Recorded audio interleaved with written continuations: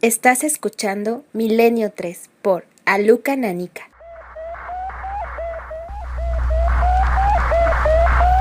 La señal que estáis escuchando provenía del Sputnik 2, lanzado el 3 de noviembre de 1957.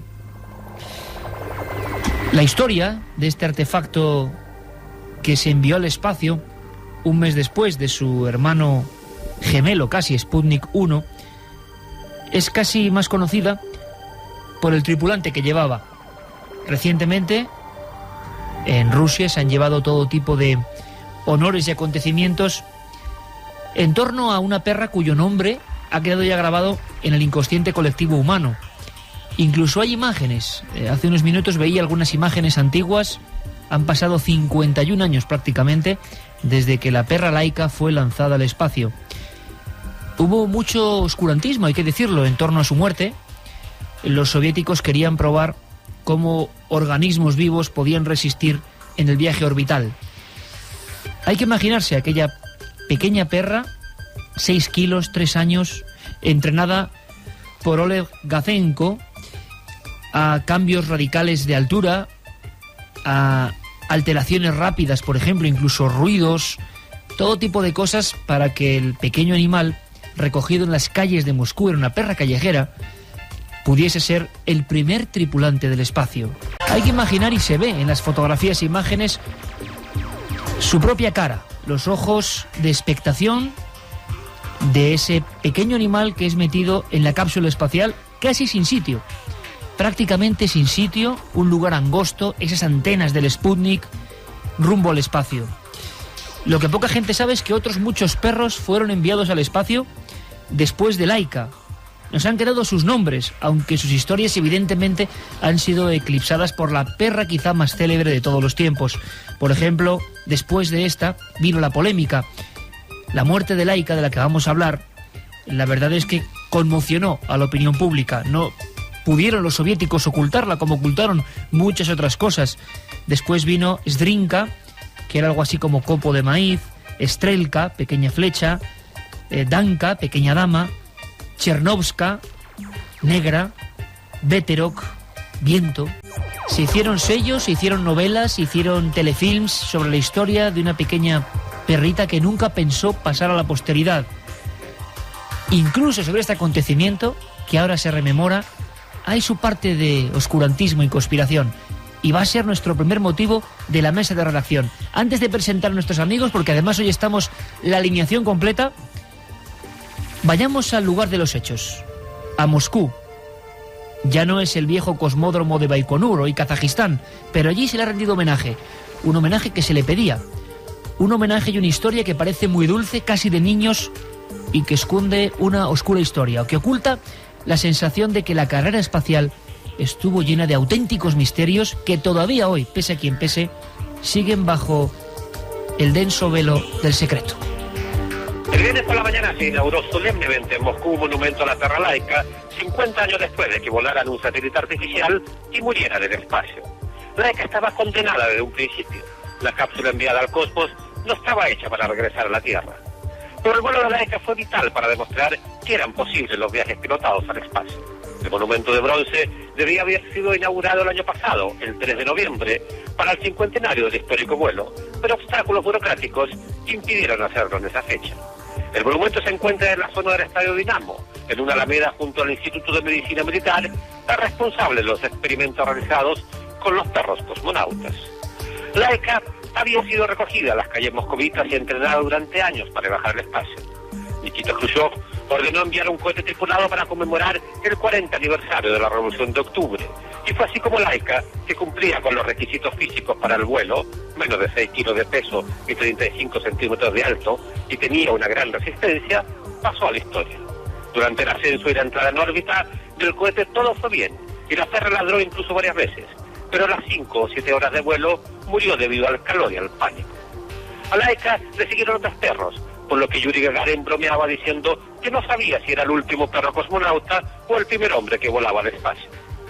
Laika se convirtió en una heroína a la que le han dedicado canciones y novelas. La metieron dentro de una nave 1:14 en directo, el ejemplo vivo, nuestros célebres Mecano haciendo esta canción para Laika. En Polonia, en Yugoslavia, en Hungría se hicieron series de sellos, colegios con el nombre de la primera perra cosmonauta. Hay que pensar el impacto tremendo. Ahora puede sonar anecdótico, pero era la demostración de que un organismo vivo, vaya la que se abría en ese momento, podía ir ni más ni menos que a la última gran frontera, el espacio. ¿Te acuerdas de esta canción, Carmen? Me encantaba esta canción y me sigue encantando, claro. Pero que es sí. la muestra, buenas madrugadas, la muestra de cómo quedó. Bueno, pues fíjate lo que es la mente humana, que yo estaba convencido hasta que revisé algunas imágenes esta noche, que era como una perrita pequeña pero afgana, un típico perro afgano, pero no era así. Y yo tenía esa imagen, no sé por qué. Una perrita de la calle, blanca y negra, que habían encontrado. Oye, me gustaría lanzar a los amigos, ahora presentamos a nuestros auténticos cracks de la radio. Me gustaría decir a los amigos de 7640 si ellos, ¿qué opinan de esta historia de esta perra? Va a contarnos Santiago Camacho, sobre todo algunas cosas bastante estremecedoras. ¿Estarían de acuerdo con la experimentación? Me gustaría saber qué piensa la gente hoy en día, ¿no? Con animales en el espacio, para saber los límites de la resistencia. Bueno, ¿estuvo bien hecho o estuvo mal hecho? Con los animales, Iker. Bueno, pues me gustaría saberlo. ¿Abrimos líneas? Claro que sí, abrimos línea 7640, palabra clave milenio, espacio, vuestros mensajes, vuestras opiniones o milenio3 con número @cadenaser.com. ¿Te acuerdas, Santiago Camacho, de esta canción, no? Pues sí, me acuerdo. Buenas noches, Iker. Todo un misterio en torno a la muerte de Laika que hasta muchas décadas después no se soluciona y no sale a la luz. Vamos a ver, incluso los soviéticos parece que tenían preparado un sistema para administrar una especie de veneno en la comida que no sufriese, en fin, todo tipo de cosas, imagino, porque todo el mundo, todo el bloque del este estaba preparado para el acontecimiento. De esos 12 perros enviados después de Laika, 5 solo llegaron con vida, aunque es un reto importante, pero pasó otra cosa que esta noche nos vas a contar, ¿no?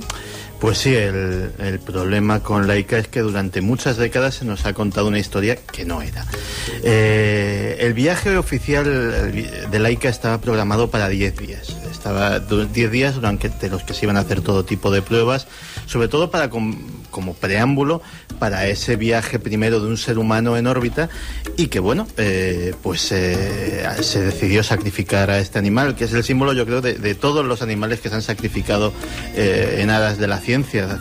Hace no mucho, en Cuarto Milenio, sacamos los experimentos del doctor Brukhonenko, que parece que hacía una cosa terrible y cruel con aquella cabeza de perro que no estaba ni viva ni muerta, sino todo lo contrario, y que bueno, también supimos que gracias a esos avances mucha de la tecnología que se utiliza actualmente en trasplantes se pudo desarrollar. Es decir, ahí está la doble cara, ¿no? Que sí, todos podemos pensar, pobres, hay una doble posibilidad, ¿no? Los avances que se han conseguido para el género humano. Efectivamente. Durante muchos años el viaje de Laika se fue considerado científicamente como un mediano éxito, porque si no se alcanzaron los 10 días programados, la versión oficial decía que se habían alcanzado 4. Durante 4 días Laika había estado viva antes de sucumbir a las difíciles condiciones. ¿Es cierto que se le oyó ladrar o que desde los transmisores de Baikonur había una especie de altavoz y no controlaban? Solo ladrar, y que los lamentos de esa perra se escucharon durante horas, porque dicen que sufría muchísimo. Estamos todos muy atentos siguiendo a Santiago Camacho, como siempre Carlos Largo, nuestro compañero, Noel Calero con estas músicas maravillosas. Presentamos, como no, Juan G. Vallejo, a punto de tomar las maletas y marcharse a un lugar lleno de aventura, Guatemala. Buenas noches, Juan G. Buenas noches, Iker, ¿cómo estás? Feliz viaje, el que seguro que vas a vivir, y escuchando todos muy atentos a Santiago, al que nos cuenta, ya lo opinamos. Y tenemos aquí, recién llegado también de París, esto es muy internacional, a don Luis Álvarez. Por eso decía, estamos todos, porque además Carlos Cala también se incorpora con sus secciones de nuevo a Milenio 3, así que estamos todos. Luis, buenas noches. Muy buenas noches, ¿qué tal? También muy atento porque te gusta mucho esta historia, lo sé, ¿eh? Me encanta. Vamos a escuchar a Santiago y ahora opinamos. ¿Qué pasa, Santi, entonces? Pues se escuchan los lamentos, entonces, Carmen, sí, confirmado. Sí. Tenían un sistema para monitorizar los sonidos que había dentro de la cabina, y efectivamente la experiencia no fue agradable. Lo que pasa es que no se escucharon lamentos durante mucho tiempo, y desde luego no durante 4 días. En 2002, fíjate, durante cuánto tiempo ha aguantado 45 años. Exactamente. 45 años de secreto. En 2002, en el Congreso Espacial Mundial que se celebró en aquella fecha, fue un científico ruso, Dmitry Malasenkov, del Instituto de Problemas Biológicos de Moscú, quien reveló por fin al mundo la verdad sobre Laika. Y es que Laika apenas había durado, la pobrecita, unas pocas horas. 4 órbitas que se daban en muy poquito tiempo, y que debido a un problema técnico pues acabaron con su vida. La temperatura era superior a los 40 grados, la humedad era altísima, había habido un fallo del que no supimos hasta ese momento nada, que es que una de las fases del cohete Soyuz no se había desprendido, con lo cual prácticamente todo el programa de la misión se había ido al traste. Y Laika aguantó apenas ese tiempo. Los datos del viaje de Laika sí sirvieron para por lo menos para evitar una serie de fallos, tanto en el blindaje térmico como en el sistema de desensamblaje de las diferentes fases del cohete. Pero la propaganda en aquella época mandaba. La Unión Soviética se tenía que apuntar a aquello como un éxito sin parangón. Y se mintió descaradamente. Primero se mantuvo mientras se pudo la historia de los 10 días, cuando ya no fue viable mantenerlo, aguantó la de los 4, y esa aguantó mucho tiempo, y hasta mucho después de caído el telón de acero, fíjate, en 2002, no hemos sabido la verdad de este asunto. Pues con estas músicas estamos casi un poco también en órbita nosotros. ¿Qué pasó después con Laika? ¿Cómo es posible que 45 años sobre un secreto que parece tan inocente en un primer momento? Y precisamente en esa época, Santiago, yo recuerdo algunos escritos tuyos, es cuando salen a la luz también a través del propio Pravda otras historias de cosmonautas que han reventado en operaciones de resistencia, cuyos nombres se han reducido prácticamente a unas iniciales, que oficialmente nunca fueron, ¿no?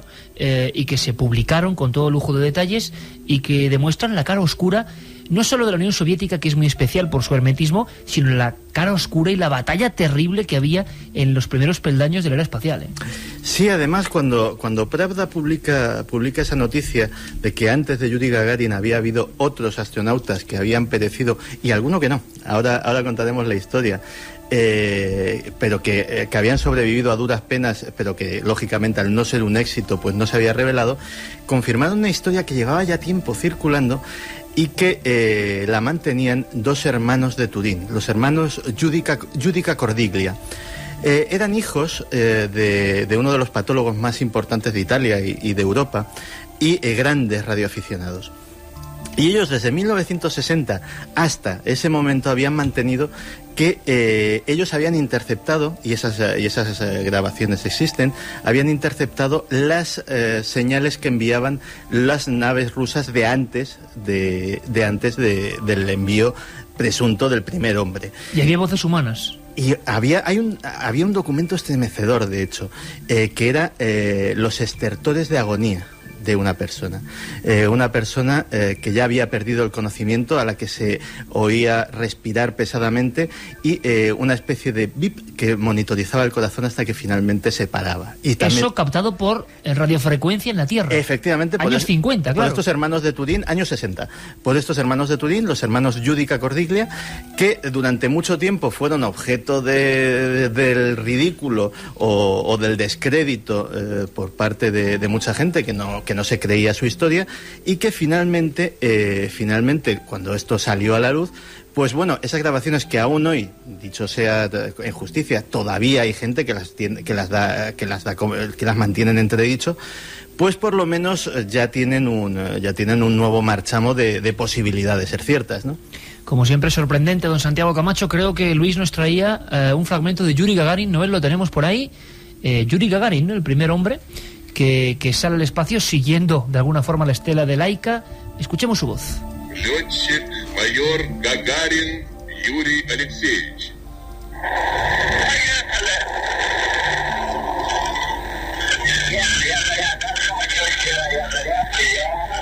Bueno, todo esto, Santiago, compañeros, a mí me recuerda lo que hablábamos la semana pasada de las primeras grabaciones del ser humano, que tienen como una pátina de misterio, de lejano. Abro el debate ya, por supuesto, y también la 7640, que se ha llenado de mensajes, simplemente mencionar Laika. La conciencia que hay hoy en día, ¿no?, de amor a los animales, igual no es la misma de hace 50 años, y de inmediato mucha gente le habrán surgido preguntas. Yo me pregunto, ¿Qué pensaría? Porque son capaces, sin duda alguna, de pensar esos animales viendo la Tierra como ningún otro ser vivo la había podido ver. Que como siempre el hombre había vuelto a hacerles daño. Vamos a ver un montón de mensajes que yo sé que van a ser muy poéticos y muy interesantes. En el 7640-milenio3@cadenaser.com. Amigos, parece que la última gran frontera, no sé si estáis pensando lo mismo que yo, pero a mí me da la impresión de que lo que es el telón de acero, lo que es el bloque del Este, siendo Europa, parece que sigue siendo el último gran secreto. Y cuántas cosas nos han contado en todos los ámbitos del misterio. Pues fíjate lo que te digo, Iker. Yo pienso que el telón de acero a lo largo de los años se ha ido desvelando secretos porque el telón de acero se cayó, y en cambio los Estados Unidos y la NASA han sido unos hábiles mentirosos que todavía guardan una gran cantidad de misterios de lo que pasó en la Luna, en la conquista del espacio. Ah, sé por dónde vas. Y dentro de unas semanas la gente lo verá en Cuarto Milenio, ciertas cosas que hemos investigado para este programa. O sea que también hay secretos en Estados Unidos. Claro que los hay. ¿Sigues pensando que en la Luna se vieron cosas que no nos han contado?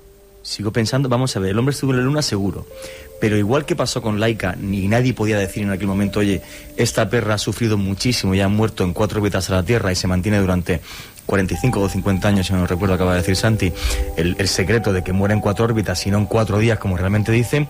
Pues imagínate qué es lo que pasa si el módulo Águila de la nave Apolo 11, cuando aluniza allí arriba, en ese mar Selenita, en el mar de la tranquilidad, exactamente es el lugar del alunizaje. Pues imagínate que, claro, Armstrong, que lleva una cámara Leica puesta en el pecho... Cuidado, perdón. Que siempre dice lo mismo. Sí, pero es que además es el poder hipnótico de Laika también, ¿no? Laika, se me ha ido. Bueno, pues imagínate a este hombre pegando saltos por allí en plan torpe. Si las fotos que saca son, con perdón, un desastre, pues ¿no te parece razonable que de repente alguien falsifique una serie de fotografías y diga, estas son las fotos que ha hecho Armstrong en la Luna? El hombre estuvo en la Luna, pero quizás las fotos que hemos visto, porque hay una cosa que nos falla. O sea, por ejemplo, si la luz que se ve en los objetos es divergente y no paralela, es de un foco y no del Sol. Y eso sí que es ciencia pura y dura. Esas fotos, por lo menos, sea lo que sean, son misteriosas. Pero lo que está muy claro es que se puede perfectamente mantener un secreto tan gordo durante 45 años. La perra más famosa quizá del siglo XX, si no de la historia... mucha gente se echaría en contra de ellos. años. Sí, que estuvo de 5 a 7 horas aullando sin parar, muerta de miedo, casi asfixiada por el calor. Claro, en esos momentos me imagino que también habría gente con un poco de sensibilidad hacia los animales, y también intentarían no volver a experimentar, o que no volvieran a experimentar en el espacio con animales. Lo que pasa que el salto era tan importante, la batalla espacial estaba tan enconada, que claro, probarse un organismo, si la sangre, si el corazón puede funcionar allá arriba, era muy importante. Hombre, yo creo que después de una Segunda Guerra Mundial con 20 millones de muertos y toda esa carrera espacial, un poco por ver quién era el que dominaba o el que iba a mandar en el espacio, ya que en la Tierra ya se había visto más o menos quién había mandado, pues yo creo que, bueno, es ese debate eterno siempre de si la ciencia debería experimentar con animales o no. Yo, bueno, no soy muy partidario, y de hecho esta tarde estábamos revisando las noticias, estaba viendo en el ordenador las noticias y veía a mi perra Susu en el sofá, Suiza, y decía, pues no me gustaría nada que fuera ella quien hubiera estado en aquella cápsula espacial. Pero también hay que tener una cosa en cuenta, es que grandes avances de la ciencia se han llevado a cabo gracias a los animales, y si no fuera por ellos, muchísimos antibióticos, un montón de medicamentos no hubieran podido desarrollarse jamás. Otra cosa es que Laika, por ejemplo, que por cierto, y es una duda que me ha surgido esta tarde, y seguramente que Santi, porque como es la caja de sorpresas, pueda responder. Caja de Pandora. Laika debe andar dando vueltas por el espacio seguramente todavía hoy, en esa chatarra espacial que está por todas partes y que nunca cayó a la Tierra. Pero lo que decía, y es una cosa que sí que quiero decir muy muy clara, si bien Laika sirvió para abrir esa carrera espacial, ese camino para Yuri Gagarin y todo lo que llegó después, qué bonito sería si solamente se hubiera quedado ahí en esa exploración y no en un escudo antimisiles que parece que se va a empezar a gestar, y que es esa otra cara de la ciencia, ¿no? Y que algún día nos puede traer alguna sorpresa muy desagradable. Claro, ¿hay datos de dónde está Laika? Pues la verdad es que si los hay, lo desconozco. Pero, hombre, teniendo en cuenta el dato que sí que te puedo dar, que lo he dado antes, de que las órbitas no son las originales, es decir, la nave ya iba lastrada porque llevaba un peso que no estaba preparado para que fuese. Sí, es muy probable que tuviera una reentrada en algún momento de la cantidad de años que han pasado. Pero insisto que el dato concreto a lo mejor algún amigo de pues sería de bueno Milenio 3 pedirlo. nos lo puede dar. Vamos a pedir ayuda. Si alguien sabe si realmente se volvió a recuperar el cuerpo del perro, se enterró. Vamos a ver, porque Luis Álvarez lo ha soltado así. Sería precioso que estuviera por ahí, una estrella más. De hecho, creo que en la canción Nacho Cano dice algo así, ¿no? Y en el cielo una estrella más. Sí. Curiosísimo. Pedimos ayuda a nuestros amigos. Después de que la hicieron, va a volver a la tierra y a enterrarla. Yo no creo que hiciera Bueno, eso. ¿qué dice? Vamos a ver simplemente qué piensa un poco así el público, nuestros comentaristas, que siempre son muy acertados. Hemos planteado esta historia que es parte de la historia de la humanidad. A ver qué dicen. Vamos a escucharlo. Pues mira, nos dicen, buenas noches, nada justifica esos experimentos con nuestros animales. No se lo merecen, todos estamos aquí por algo y no somos nadie para decidir. Muerta a causa del calor y el pánico. ¿Por qué no mandaron a su madre? Inma de Salamanca, saber que Laika sufrió tanto me da mucha pena. No estoy de acuerdo con experimentar con animales. Luis desde San Juan de Aznalfareche, Sevilla, estoy totalmente en contra de todo tipo de maltrato a los animales. Deciros también que me encantaba y ahí se corta el mensaje. Es una canallada lo que sufrió la perrita, nos dice David desde Las Palmas. Mi perrita se llama Laika, tiene 3 años, pesa 6 kilos... 50 kilogramos y la recogí cuando la llevaban a la perrera. La tengo desde el domingo de resurrección. Buenas madrugadas a todos. Yo estoy en contra totalmente de la experimentación en animales. Se hacen barbaridades. Es una crueldad, nos dice Loles. Creo que sin duda gracias al experimento con Laika se dio un gran paso, pero no veo justo en absoluto que se haga sufrir así a un animal. Hola, gran equipo. Soy Mireia de Valencia. Quiero mucho a mis perras Laika y Senda. Y yo antes perras Laika hay, ¿no? mandaría el espacio a otras personas. Ahora pueden hacer simulaciones informáticas, entonces no había más remedio que sacrificar un ser vivo. Inmoral experimento, no imprescindible, nos dice Manolo. Hola, soy Nache desde Almería. Me parece horroroso lo que le pasó a la pobre Laika. Si querían hacer pruebas, que la hagan con humanos, que serán más eficientes. La perra Laika, al igual que los otros 12, fueron utilizados cruelmente para la investigación humana. Eso es lo que hacemos al mejor amigo del hombre. Es curioso, lo que piensa la gente. Seguramente en el año 57 hacer este sondeo hubiera arrojado posiciones muy diferentes. A veces se puede caer en la demagogia, cierto es, pero en este país se ha aprendido mucho a respetar la naturaleza, ¿no? Hemos hablado muchas veces, yo creo que tuvo gran parte de culpa el maestro Ferrer de la Fuente. La labor que hizo se reflejó al final en eso, en lo que estamos viendo en los mensajes. Quizá en los años 50... en España, desde luego, no era así. El trato era como a veces meros objetos, ¿no? De experimentación y de cualquier cosa. Eso que ni Juan ni Juanillo, ¿no? O sea, yo entiendo que en aquellos tiempos sea necesario, y hoy día, por desgracia, la medicina, pues es necesario con ratas, con ranas y a lo mejor incluso con chimpancés. Y sé que lo que digo, hay gente que le puede aterrar. Lo que sí hay que intentar es que los animales, en caso de experimentación necesaria, sufran el mínimo posible. Pero yo entiendo que la ciencia, sobre todo la medicina, no puede tener barreras porque estamos hablando de vidas humanas. Entonces, si tu padre o tu hermano de repente tuvieran un cáncer o alguna enfermedad esta muy extraña, te daría igual que hubieran muerto 3 chimpancés para que tu hermano o tu padre estuvieran mucho mejor. Yo entiendo que lo que sí tenemos que hacer es que si hay que utilizar animales, sufran lo menos posible, claro. Pero es necesario muchas veces, porque por ejemplo un chimpancé tiene el 99% de su proteína similar a la humana, con lo cual es mucho más fácil experimentar con él y que luego, bueno, pues toda esa serie de cálculos médicos se puedan aplicar a un ser humano. Y por encima de todo, y no es por ser egoísta, creo que tiene que estar el hombre, ¿no? Por supuesto, pero hay un sitio donde trazar la línea. El sitio donde trazar la línea es la experimentación superflua. Es decir, a mí me puede repugnar haberlas visto, y las hemos visto todos en Cuarto Milenio, las imágenes de esa cabeza de perro. Pero efectivamente sirvió para salvar muchas vidas. Ahora, que se experimente con animales con resultado de muerte o de sufrimiento, para probar cosméticos, para probar aditivos del tabaco, para probar cosas que no son de vida o muerte. Perdona, Santiago, voy más allá. Bueno, el tabaco es de vida o muerte. Sí. Me parece una barbaridad que se sacrifiquen miles de cachorros de foca todos los años para que una foca, con perdón, luego se ponga un abrigo de ese tipo de cachorritos. Eso sí me parece una barbaridad, ¿me entiendes? O sea, te apoyo al 100%. Hay gente que se llama artista y deja morir perros en la exposición que va a hacer, porque supuestamente eso es arte. Y eso ha pasado. Bueno, ese tipo no sé por qué lo mete en la cárcel de inmediato. Pero, vamos. efectivamente, Yo partiría una lanza aún más grande, fíjate, no solo por lo que ha dicho Santi, que me parece que haya acertado justo en el clavo, sino también, por ejemplo, en asociaciones como Greenpeace, que exigen que no se cacen más ballenas, que hay una moratoria que no cumple en ciertos países. Y como Japón. Fijaos que una ballena es un animal que tiene una conciencia que, si uno se pone a investigar, parece que es como casi si fuera un ser humano. Y las focas como las matan Como a las palos, focas, ¿no? que es horrible ver las igual. imágenes de cómo se acercan y cómo... Es curioso porque la sensibilidad de la raza humana hacia los animales ha crecido, pero la barbarie continúa también de la misma forma, ¿no? Pero y en la época que estamos hablando, además, hay una historia, que es que, y va a parecer una burrada dicho así, pero es que es completamente cierto, es que lo mismo que se hacía con los animales, se hacía meses después con humanos. Es decir, acabamos de hablar de ese pobre astronauta anónimo, cuyos estertores de muerte quedaron presuntamente grabados en esa cinta. Pero es que había otro caso que te quería comentar, que es una historia muy bonita que surgió a mediados de los 80. Mediados de los 80 deserta, estamos todavía en el momento en el que el telón de acero está vigente, y deserta un personaje importante dentro del programa espacial ruso, Deserto Occidente. Se llama Anatoly Grushenko.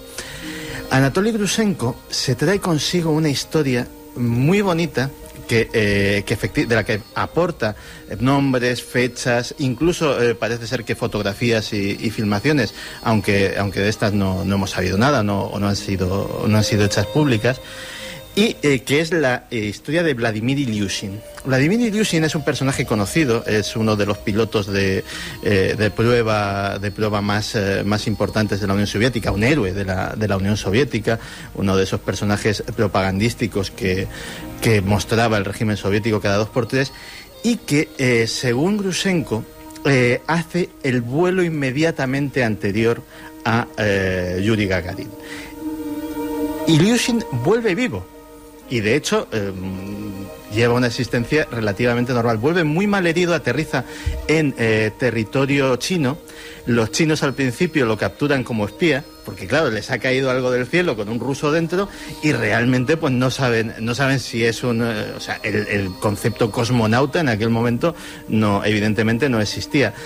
Y luego se aclara más o menos la cuestión y lo devuelven. Pero parece ser que deprisa y corriendo, porque la misión sale muy mal, durante semanas se teme por la vida de Ilyushin, que está internado en un hospital chino, pues deprisa y corriendo se coge y se envía al espacio al que era el piloto de reserva. ¿Quién era?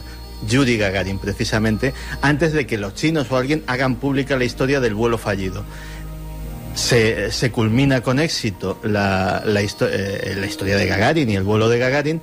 Se debe de llegar a algún tipo de acuerdo con los chinos, para que a fin de cuentas era otro régimen comunista, no con buenas relaciones diplomáticas en aquel momento con la Unión Soviética, pero bueno, desde luego con mejores relaciones que con Estados Unidos. Y según Grushenko, la historia de Ilyushin pasa para siempre.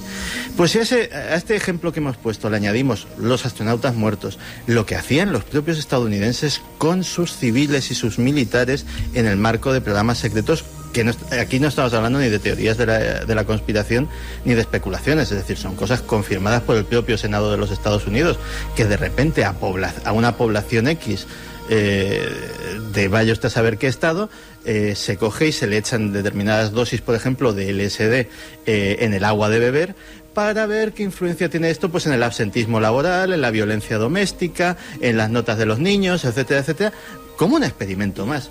Es decir, si eso se hacía con humanos en aquella época, pues evidentemente ya lo que se hiciese con animales es una cosa que no nos podemos ni imaginar. Pero yo creo que hemos evolucionado y que efectivamente, insisto, o sea, que llegue una tabaquera y decir, vamos a ver, y eso existen filmaciones de esos experimentos, vamos a ver qué aditivo causa más adicción o qué aditivo le podemos para que haga tal o cual efecto. Y a pobres chimpancés les pongan expuestos al humo de ese tabaco 24 horas al día, hasta que, lógicamente, por asfixia, por agotamiento, por cáncer, por lo que sea, terminan cayendo. Pues me parece que va a un abismo, y que esa es la línea. Vais a permitirme que parta en un instante el debate, que está muy interesante, se escucho con muchísima atención, seguro que muchísimos amigos también lo están haciendo. A ver si nos dan datos, Carmen, de Laika en concreto, de si se recuperó o si sabe algo de ella. No, la verdad es que hay varias opiniones. Nos decían que se quemó al reentrar en la atmósfera. El 14 de abril de 1958 reentró en la atmósfera y se quemó, nos lo decía Juan Ranero. Caramba. Pero otro mensaje, a ver si lo encuentro, nos decía que había caído en el Polo Norte hace pocos años. Ahora cuando lo encuentre te lo leo. Vaya historia también, un poco de novela, ¿eh? ¿Dónde está? Sí, pero no creo que hubiera aguantado la reentrada. O sea, lo más normal es que se hubiera quemado efectivamente, ¿no? Y será ceniza. Sí. Y además que seguramente era un módulo dispuesto para salir, pero no para volver. Claro. No había forma. Efectivamente. Mira, Fernando nos dice, según he oído, la nave de Laika cayó en el Polo Norte hace unos pocos años. Bueno, en fin, a ver si podemos confirmar la historia, porque desde luego será una historia maravillosa. Por cierto que, bueno, qué pueblo más curioso el soviético, ¿no? Hace poco me contó algunas historias de Stalingrado, de la batalla. No sé quién me las contaba exactamente, de las escuadrillas que como tenían más hombres que fusiles, iban disparando. Yo te lo comenté. Bueno, es que estoy viendo la película Stalingrado, ¿no? Efectivamente. Y entonces mataban al que iba con el fusil, quedaba el fusil en el suelo y el que iba detrás sabía que tenía que cogerlo y que le iban a matar también, ¿no? Así avanzando como una especie de tanque humano, ¿no? Poco a poco, con muertos y muertos y muertos. El heroísmo soviético, desde luego, impresiona. Y los que regresaban sin coger el fusil eran automáticamente matados por sus compañeros que les esperaban en retaguardia. O sea, que o morías con el fusil en el ataque o al volver sin el fusil te mataban. O sea, claro, no había vuelta, no había otra historia. En aquella época se le tenía mucho más miedo a los comisarios de la NKVD. Stalin, claro. La NKVD era el antecedente del KGB. Y se les tenía estos directamente estaban en las trincheras esperando con un revólver para disparar a todo el que diese un paso atrás. Y de verdad que les tenían en aquel momento mucho más miedo a estos que a los nazis que tenían enfrente, porque ahí con ellos por lo menos tenían una oportunidad. Es decir, la batalla de Stalingrado, bueno, el índice, pensemos que en la Unión Soviética, en la Segunda Guerra Mundial, murieron más personas que del resto de los países contendientes juntos. Y es que los generales soviéticos directamente utilizaban carne de cañón a paletadas. Era una cosa brutal, como mareas humanas, algunas de ellas efectivamente sin fusil. O sea, es decir, simplemente por hacer bulto. Vamos a lanzar una ofensiva de mucha gente. Les ponía en fila india, efectivamente. Sí. Claro, se hizo en Chernóbil con los liquidadores, ¿no? Sí. 700.000, 800.000 mandados ahí a los rayos gamma, ¿no? Efectivamente. En fin, que la historia se repite y que sobrecoge un poco. Por cierto, que doy un dato más, ¿verdad? Que creo que lo contábamos la semana pasada, recibimos una foto de un astrónomo que a mí me tiene muy intrigado, tiene que ver con la luna, aficionado, una fotografía de la luna, bastante próxima, atención, porque esto era hace unos días, ¿no? Y aparecía un objeto. Pero es que al verlo, ese objeto era muy parecido al famoso objeto, seguro que Juan G. y Santi sobre todo van a acordarse, esa especie de L, que parece que se fotografía en el vuelo del Apolo 11, que hay mucho mito sobre si era un objeto, un ovni, o era un trozo de algo. Bueno, pues era muy parecido. Esa especie de L luminosa que han fotografiado y nos enviaron a Cuarto Milenio era muy parecida a las fotos polémicas de aquel primer vuelo. Mucha gente nos pregunta por qué los soviéticos no vuelven a la Luna. Es curioso, ¿no? Se ven derrotados de alguna forma por la llegada de Armstrong, Aldrin y Collins. Ellos nunca pisan la Luna. Claro. ¿Por qué no? Quiere decir, imagino que pregunta por qué no han intentado pisarla, ¿no?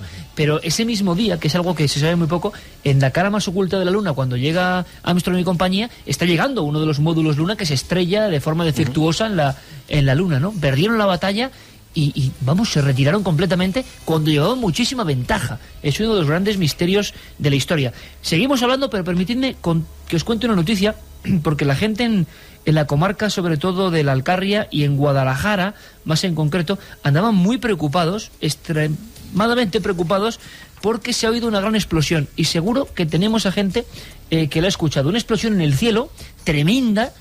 Han pensado en un edificio que había volado. Han pensado en un tema de terrorismo, de suicidas, de mil cosas. Además es una noticia muy interesante porque se fue filtrando ya, es la nueva tecnología, por móviles, por internet. Ningún periódico, nadie llegaba a la noticia y la gente ya lo sabía, cosa que también es muy interesante de comprobar. Bueno, pues Carlos Largo ha podido contactar con testigos, compañeros que han visto eso. Se ha especulado muchísimo una explosión en mitad del cielo. Y creemos que hemos encontrado una solución para tranquilizar a la gente de Guadalajara, pero escuchamos si os parece y luego opinamos. la causa que sea es aquí.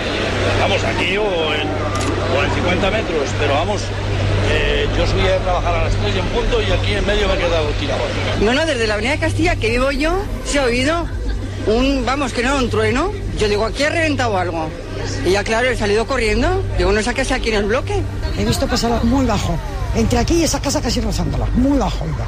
Como 4 o 5 minutos como mucho antes de la explosión tan grande. Pero yo creo que la barrera del sonido se siente vibrar una cosa, pero no la explosión. Es que ha sido... la sensación era de explosión de algo. En ese momento estábamos comiendo y se nos ha cortado ya todo. Sí. Todos a la calle corriendo. A la calle, sí, a ver qué sucedía. Como una bomba, porque las ventanas han pegado un crujido y el aluminio Era mucho más fuerte, una explosión de gas o algo raro por ahí, porque ha sonado un petardazo muy exagerado.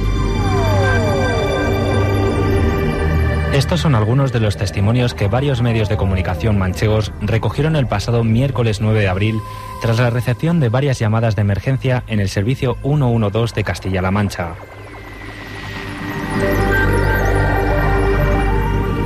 Alrededor de las 3:15 de la tarde, un estruendoso ruido sorprendió a los habitantes de varias localidades alcarreñas y en especial a la población de Guadalajara, provocando una gran alerta entre las personas que habían sido testigos de una supuesta extraña explosión seguida de pequeñas vibraciones del suelo. El desconcierto y el pánico se apoderaron en muy poco tiempo de los habitantes de la calle Ferial y Azuqueca de Henares de Guadalajara.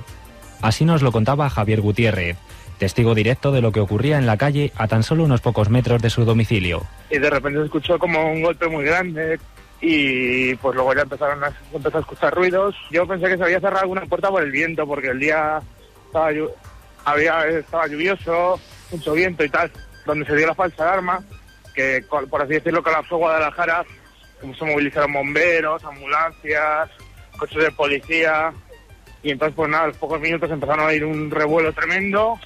Ya empezamos a pensar que si el ruido ese tan grande había sido una explosión de gas o algo similar, porque no era normal. Se montó un gran revuelo. En los primeros minutos el caos inundó las calles. Sin embargo, los bomberos y la policía local llegaron con total rapidez al lugar del que procedían la mayor cantidad de llamadas de emergencia. Bajé a la calle, que había un revuelo tremendo, y a ver qué pasaba. Entonces resulta que estaba todo el mundo, había gente con las manos en la cabeza, así una bomba, no sé qué, tal, una gran explosión, pero en realidad, en el edificio donde estaba todo el mundo, en realidad no había nada. Entonces, pues parecía algo extraño. No había nada, o sea, era un ruido para la policía por todos los lados. Había gente que decía que es una explosión, pero en realidad la gente del edificio donde había sido la explosión estaba tan tranquila en sus ventanas. Otra había gente llorando, otros decían que se había sido un piso franco de los terroristas, no sé. O sea, había gente empezó a inventarse cosas. Se dijo también que había sido un rayo, que tampoco era tan descabellado por cómo estaba el día, y que había un hombre ingresado en urgencias por quemaduras graves, no sé qué, cosa que luego se demostró. Vamos, las autoridades dijeron que era mentira, que no había ningún herido ni nada, y en realidad fue pues por la alarma del ruido. Hubo gente que se alteró demasiado. Abundantes teorías para una única explicación. Un cazabombardero de la escuadrilla F-18 del Ejército del Aire, procedente de la base aérea de Torrejón, había sido el causante del denominado boom sónico. Así lo confirmaba don Antonio Román, alcalde de Guadalajara, a los medios de comunicación allí presentes. A pesar de que se ha creado una alarma ciudadana y una movilización importante, pues no ha habido ningún accidente en Guadalajara y todo responde, al parecer, y por las informaciones que me transmiten desde Guardia Civil y desde 112, pues provocado este ruido, esta explosión por la rotura de la barrera del sonido por un avión de combate, un avión militar, parece que era. Según declaraciones del servicio 112 de la Consejería de Justicia y Protección Ciudadana de Castilla-La Mancha, fueron 21 las llamadas recibidas durante los 40 minutos posteriores a la escucha del ruido, desde varias localidades de la provincia de Guadalajara. Fuentes oficiales han confirmado también que la explosión no se hubiera percibido en circunstancias meteorológicas normales, puesto que el avión volaba dentro de los límites de altura reglamentaria. Pero lo cierto es que los alcarreños vivieron aquella tarde una particular y por otra parte terrorífica anécdota. 1:49, todos muy atentos estábamos en esta crónica de Carlos Largo, con tantas voces que expresan sobre todo el miedo, ¿no? El miedo a lo extraño que acontece en el cielo. Ahí tenemos la explicación oficial, ¿os convence? ¿Puede ser? Pues... ¿Tenéis dudas? Y Luis Álvarez me prometía, mientras se quitaba uno de los cascos, me decía, con esa cara que a veces pone de excesivo enigma en ocasiones, y me dice, tengo información confidencial. Yo me echo a temblar. Bueno, hemos consultado a esa fuente de la que ya he hablado alguna vez aquí, que es mi garganta profunda personal. Y cuidado, que cuando nos ha dado escuchando, datos, ha acertado, ¿eh? Sí, además, digo, está escuchando porque me lo dijo así, estar escuchando, ¿no?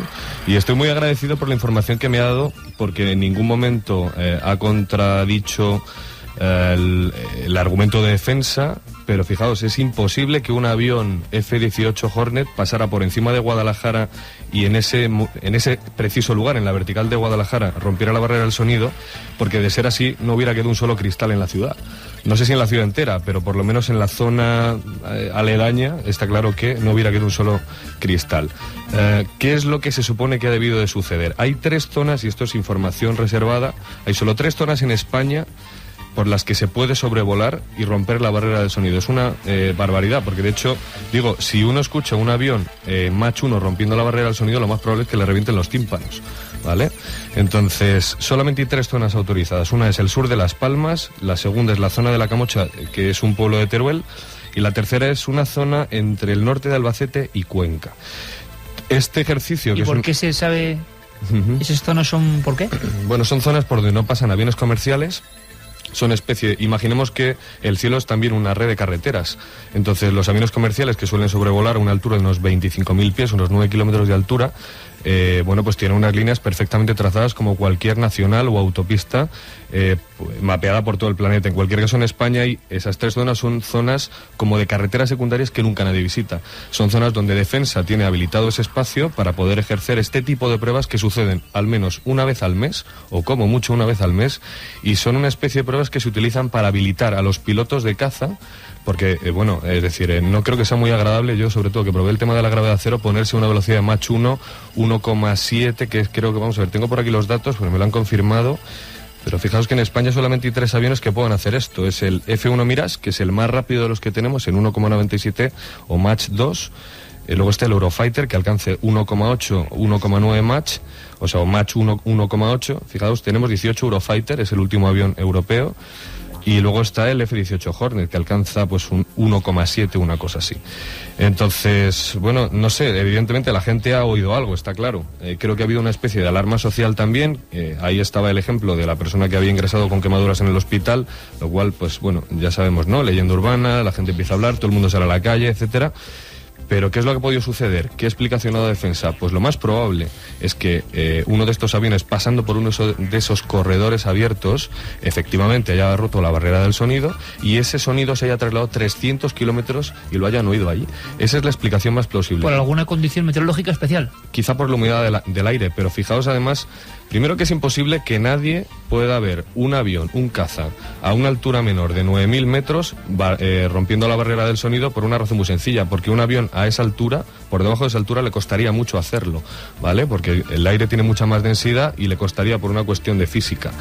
Y luego también hay otra prueba, que digamos que es inequívoca, de que en la vertical de Guadalajara ningún avión rompió la barrera del sonido, y es que no da tiempo desde la base de Torrejón, pasando por Guadalajara, a alcanzar esa velocidad. Es decir, sería imposible ni de llegada ni de retorno. Más que nada porque si lo hace de retorno, se pasa, y si lo hace de salida, no llega.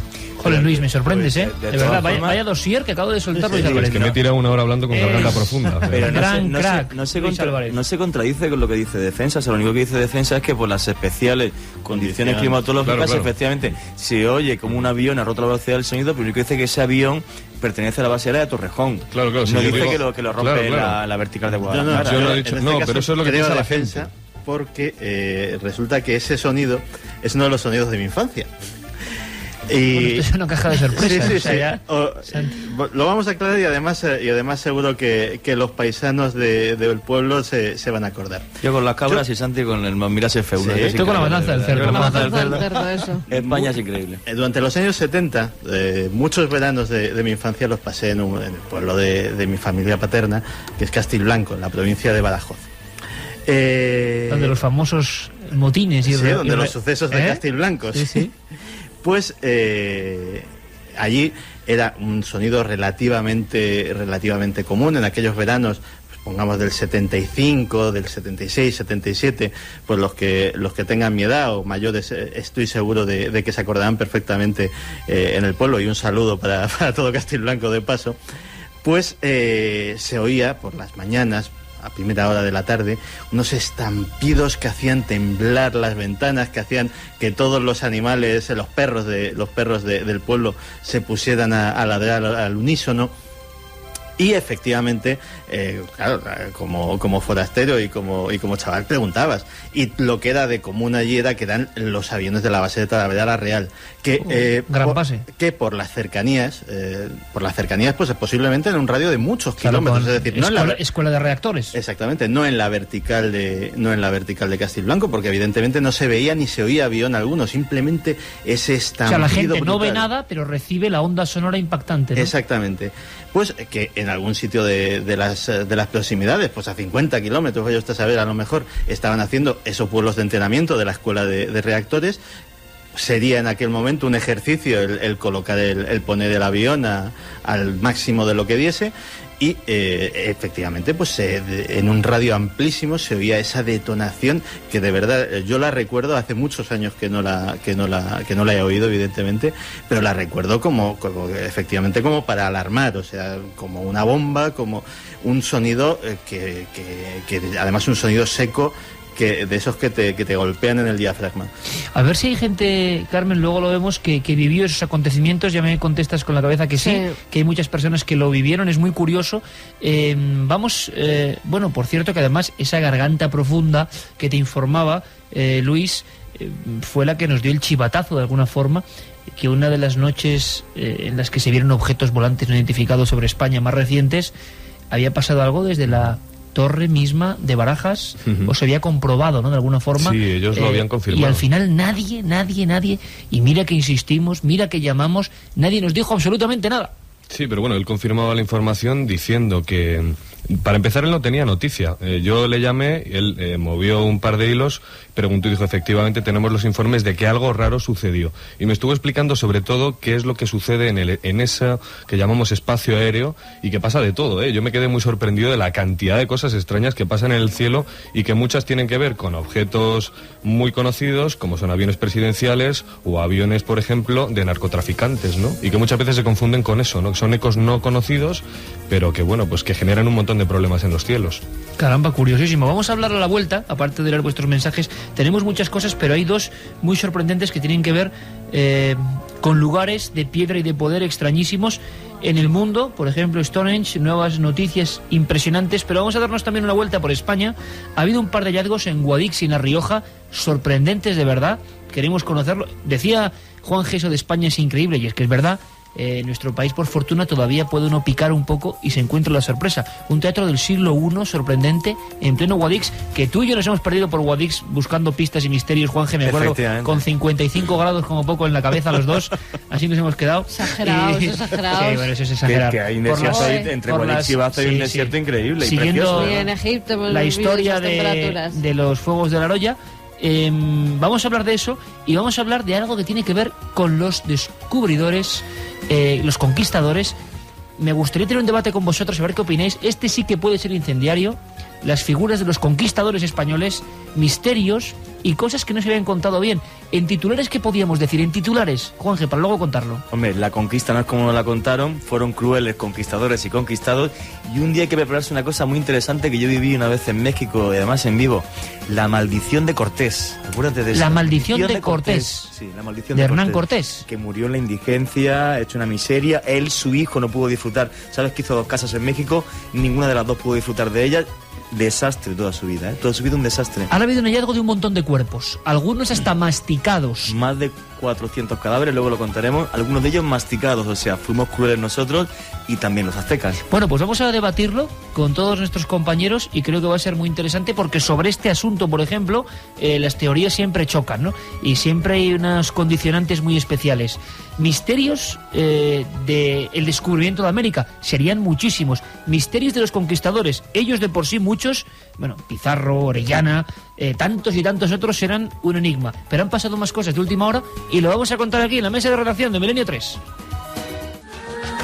Y comenzamos esta segunda hora de Milenio 3 con los mensajes de los comentaristas. 7640, palabra clave Milenio, espacio. Ya sabéis vuestras opiniones, o también contadnos. ¿Habéis escuchado ese ruido en Guadalajara? Hay muchas personas que ya nos lo comentan. Que dicen que sí.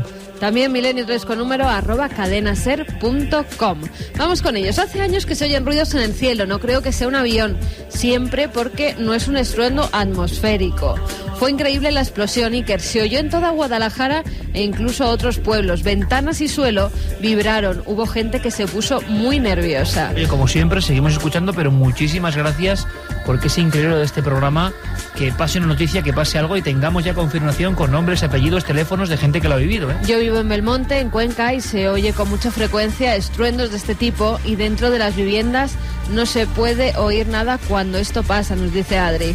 Hace un mes pasó un caza en Alfindén, a 25 kilómetros de Zaragoza, retumbó todo el pueblo y su polígono. Tengo foto del caza, aquí también hubo base americana. La diferencia es que en Guadalajara nadie vio al caza, en este caso parece que sí, ¿no? Soy de Albacete y solemos oír ese ruido. Al norte de Albacete yo he visto un avión militar y a los 3 segundos el estruendo Werner.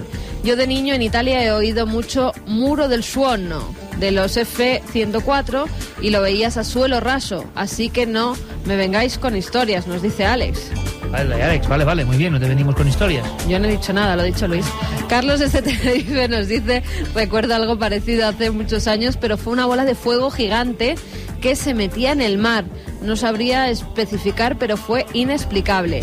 Una amiga que trabaja en el hospital de Guadalajara me dijo que hubo unos cuantos heridos por rotura de cristales. O sea, que fue gente al hospital cortada por esos cristales que entonces sí que se habían roto, Luis.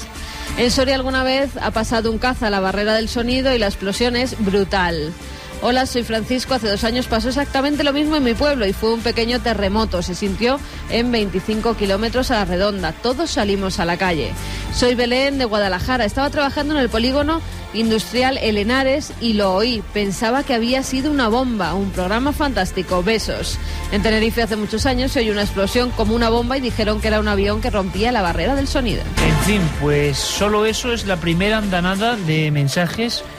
También dice mucho, no sé qué opináis, pero es muy interesante cuando a veces tocamos algún caso de objetos que atraviesan el cielo español y cuando hay casos y parece que algo falla, que la gente de Milenio no ve los ovnis o las cosas raras porque sí y no hay mensajes, y en momentos en que realmente algo ha ocurrido, cómo de inmediato responde la gente, con lo cual, una vez más tengo que decirlo, demuestra la honestidad, el rigor de la gente que sigue este programa, que informa de lo que ve. A veces lo que ve es explicable y otras no, pero desde luego que es interesantísimo el dossier que nos ha hecho en un par de minutos nuestro compañero Luis Álvarez, con información privilegiada, confidencial, que para mí es muy interesante para todos conocerla, porque siempre está bajo el secreto. Ahora vamos a viajar en el tiempo y en el espacio. Noel, vámonos a esas selvas de Centroamérica. Vámonos a diversos lugares de la conquista. ¿Cuántas historias se han contado? Algunas teñidas de rencor, otras de admiración quizá excesiva, nunca lo sabremos. Pero claro, fueron momentos cumbres de la historia. Los descubridores del Nuevo Mundo, los conquistadores, empezando por Colón y sus misterios, ¿no? Colón, si tuvo ayuda o no, Colón muerto también, les pasó a varios, en circunstancias bien dolorosas, olvidado, sin saber que había sido el hombre que había abierto las puertas, había tenido las llaves del Nuevo Mundo. 500 años antes prácticamente de Neil Armstrong, otro hombre, ¿no? Otros hombres en cáscaras de nuez fueron hacia la tierra incógnita, el mundo desconocido, pero hubo otros menos conocidos, muy conocidos evidentemente, pero para el gran público, pues podemos hablar. A mí, yo tengo especial predilección, cuidado, digo predilección porque me parecen gestas impresionantes y nos han quedado detalles como muy de novela, que habla de verdad. Yo que amo y me gusta muchísimo Trujillo, por ejemplo, que me parece que tiene una de las plazas más maravillosas de España, uno piensa, ¿no?, cómo podía ser la vida de Pizarro, de Francisco Pizarro en Trujillo, y se da cuenta que la gente de esa tierra tiene, vamos, que tiene un valor bien puesto. Un par de narices, vamos. Sin duda alguna, porque Pizarro, sufrió, como muchos conquistadores, momentos de declive, siempre se impuso, pero luego hay otros más ensombrecidos, también extremeños, como el gran Orellana, el tuerto del Amazonas, descubridor del Amazonas, Pedro de Valdivia, descubridor de lo que hoy conocemos como Chile. Es decir, en fin, que eran personas a veces en lo más remoto, desconocido. Ahora bien, mucha gente piensa que fueron tremendamente crueles, que masacraron a los que allí estaban. Otros pueden pensar, con toda objetividad, que quienes dicen esto ahora había que ponerlos en una selva del siglo XVI en ese momento, para que vieran que la vida era realmente dura y que la muerte era parte de la vida y que los combates con conquistadores o sin ellos eran igual de violentos. Por eso ha sido muy criticada esta película que estamos escuchando. Por aquí escuchamos las películas Apocalipto, que nos muestra, como siempre hace Mel Gibson, sin ningún tipo de tapujos, lo que era ese tipo de vida. Tenemos última noticia, última hora, y me gustaría que lo debatiésemos, porque seguro que tenemos además ideas distintas de esa época misteriosa llena de enigmas, los conquistadores. La noticia, Juanje. La noticia es que un documental de la PBS norteamericana pues está, digamos, rehaciendo la historia de la conquista de México y, bueno, pues entre una de las cosas nuevas que sacan como noticia es que han descubierto 400 cuerpos mutilados de europeos, de españoles, en los alrededores de México DF, en la antigua Tenochtitlán, la capital del Imperio Azteca, y estos cadáveres que han aparecido, pues aparecen los huesos no solamente agujereados, sino algunos de ellos también masticados. O sea, los huesos. Efectivamente, lo cual, digamos, que vendría a tirar abajo la idea de que los españoles llegamos allí y fuimos tomados como semidioses. Realmente, si analiza bien la conquista de América, esto no se da en muchos casos. Ten en cuenta que Cortés se aúna con los indios mexicas para llegar hasta Tenochtitlán. Él no tenía claro cuál iba a ser la actitud de Moctezuma. Entonces, bueno, lo que hablaba, a mí me encanta la conquista de América, sabes que América es para mí... Bueno, tú eres un enamorado, has hecho series importantísimas sobre América, nada más, estas historias, ¿no? He hecho 2 series para Televisión Española y Televisión Internacional sobre América Latina, no lo cuento, pero luego dicen que soy un pedante y no sé qué, y bla, bla, bla, bla. No, en este caso, fíjate, por una vez en la vida, ¿verdad, Santiago Luis? Carmen iba a colación, o sea, en esta vez sí. Además, el fin de semana que viene entraré de Guatemala con todo el placer para este programa desde medio de la selva contando historias maravillosas. Pero bueno, quiero hablar de la conquista de América de una forma... Yo la he vivido allí de una forma muy curiosa. Es la historia de héroes y de villanos, pero por parte de los dos bandos. O sea, hay que tener en cuenta, por ejemplo, que Pizarro fue un tipo cruel donde los haya, a la vez que inteligente donde los haya. Pero claro, es que Atahualpa, el señor que se encontró allí, bueno, pues los incas, que tendrían toda la espiritualidad del mundo, pero hay que decir que, bueno, que la plaza de armas de Cuzco, el Huaycapata, que significa lugar del llanto, pues bueno, pues allí los incas, cuando algún pueblo intentaba repeler su conquista, pues mataban a todos los hombres, hacían tambores con su piel, tocaban con sus manos cortadas los tambores mientras sus mujeres desfilaban como prostitutas para el ejército del Inca, del Intipchurin, del Hijo del Sol. ¿Tocaban las manos? Cortaban las manos de los vencidos. O sea, ¿y eso era el instrumento? Sí. Le vamos a ver, mataban a los vencidos, no había piedad. Si tú no te entregabas, era igual que los romanos, que mataban a todo el mundo y echaban sal en los campos para que jamás creciera nada. Pues los incas eran exactamente igual.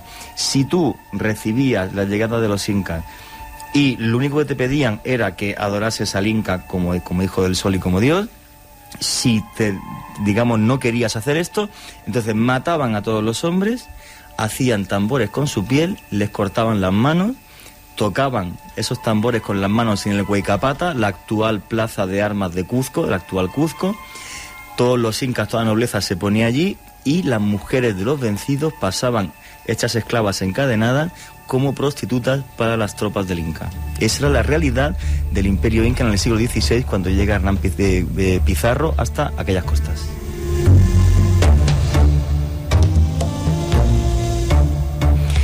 Y Francisco Pizarro, que no fue menos cruel, Francisco Pizarro que llega a principios del siglo XVI, coge su barco con 200 hombres, para ser exactos, 160 caballos y 40 hombres a pie, llega a la playa, tienen ciertas escaramuzas con los indios que hay allí en la costa y de repente se entera de que hay un gran reino lleno de oro en los Andes. Entonces lo que hace Francisco Pizarro en cuanto se entera de la noticia, saca su sable, hace una línea en la arena y dice: de aquí atrás no existe nada, el que quiera venir ahora y el que no, que sepa que se acaba su vida aquí. Aquellos 200 hombres subieron los Andes y llegaron a lo alto de los Andes porque Atahualpa, que estaba en plena guerra civil, porque no se había casado con una inca, sino con una india ecuatoriana, por eso estaba lejos de Cuzco, estaba en Cajamarca.